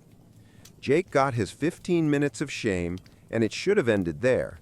But his ex, Sarah, made everything worse by telling the story to absolutely everyone trying to get sympathy. That doubled the drama, and soon both of them had lost all their friends. People I had never met started messaging me, even though I never shared my contact information anywhere. No idea how they found me, but at this point it doesn't matter. Now that Jake has left town, things are finally calming down. Within the first week or two, I managed to convince most relatives to delete their posts about Jake, but the damage was already done. I begged people to stop spreading the story. I didn't want attention. I just wanted life to go back to normal. But everything Jake and Sarah did only made the mess bigger. Some also asked about the guy who recognized Jake in the bar and confronted him. From what I heard, he was a neighbor of one of Jake's ex-friends, so it's no surprise he knew what Jake looked like. And yes, even at my age, I still love old video games. It's my little way to relax. My kids never cared for them, and my wife didn't like them either, so it's always been my personal hobby. I don't play often. Maybe once or twice a year, I speed run Dragon Warrior using cheats, because I've never been a great gamer and probably never will be.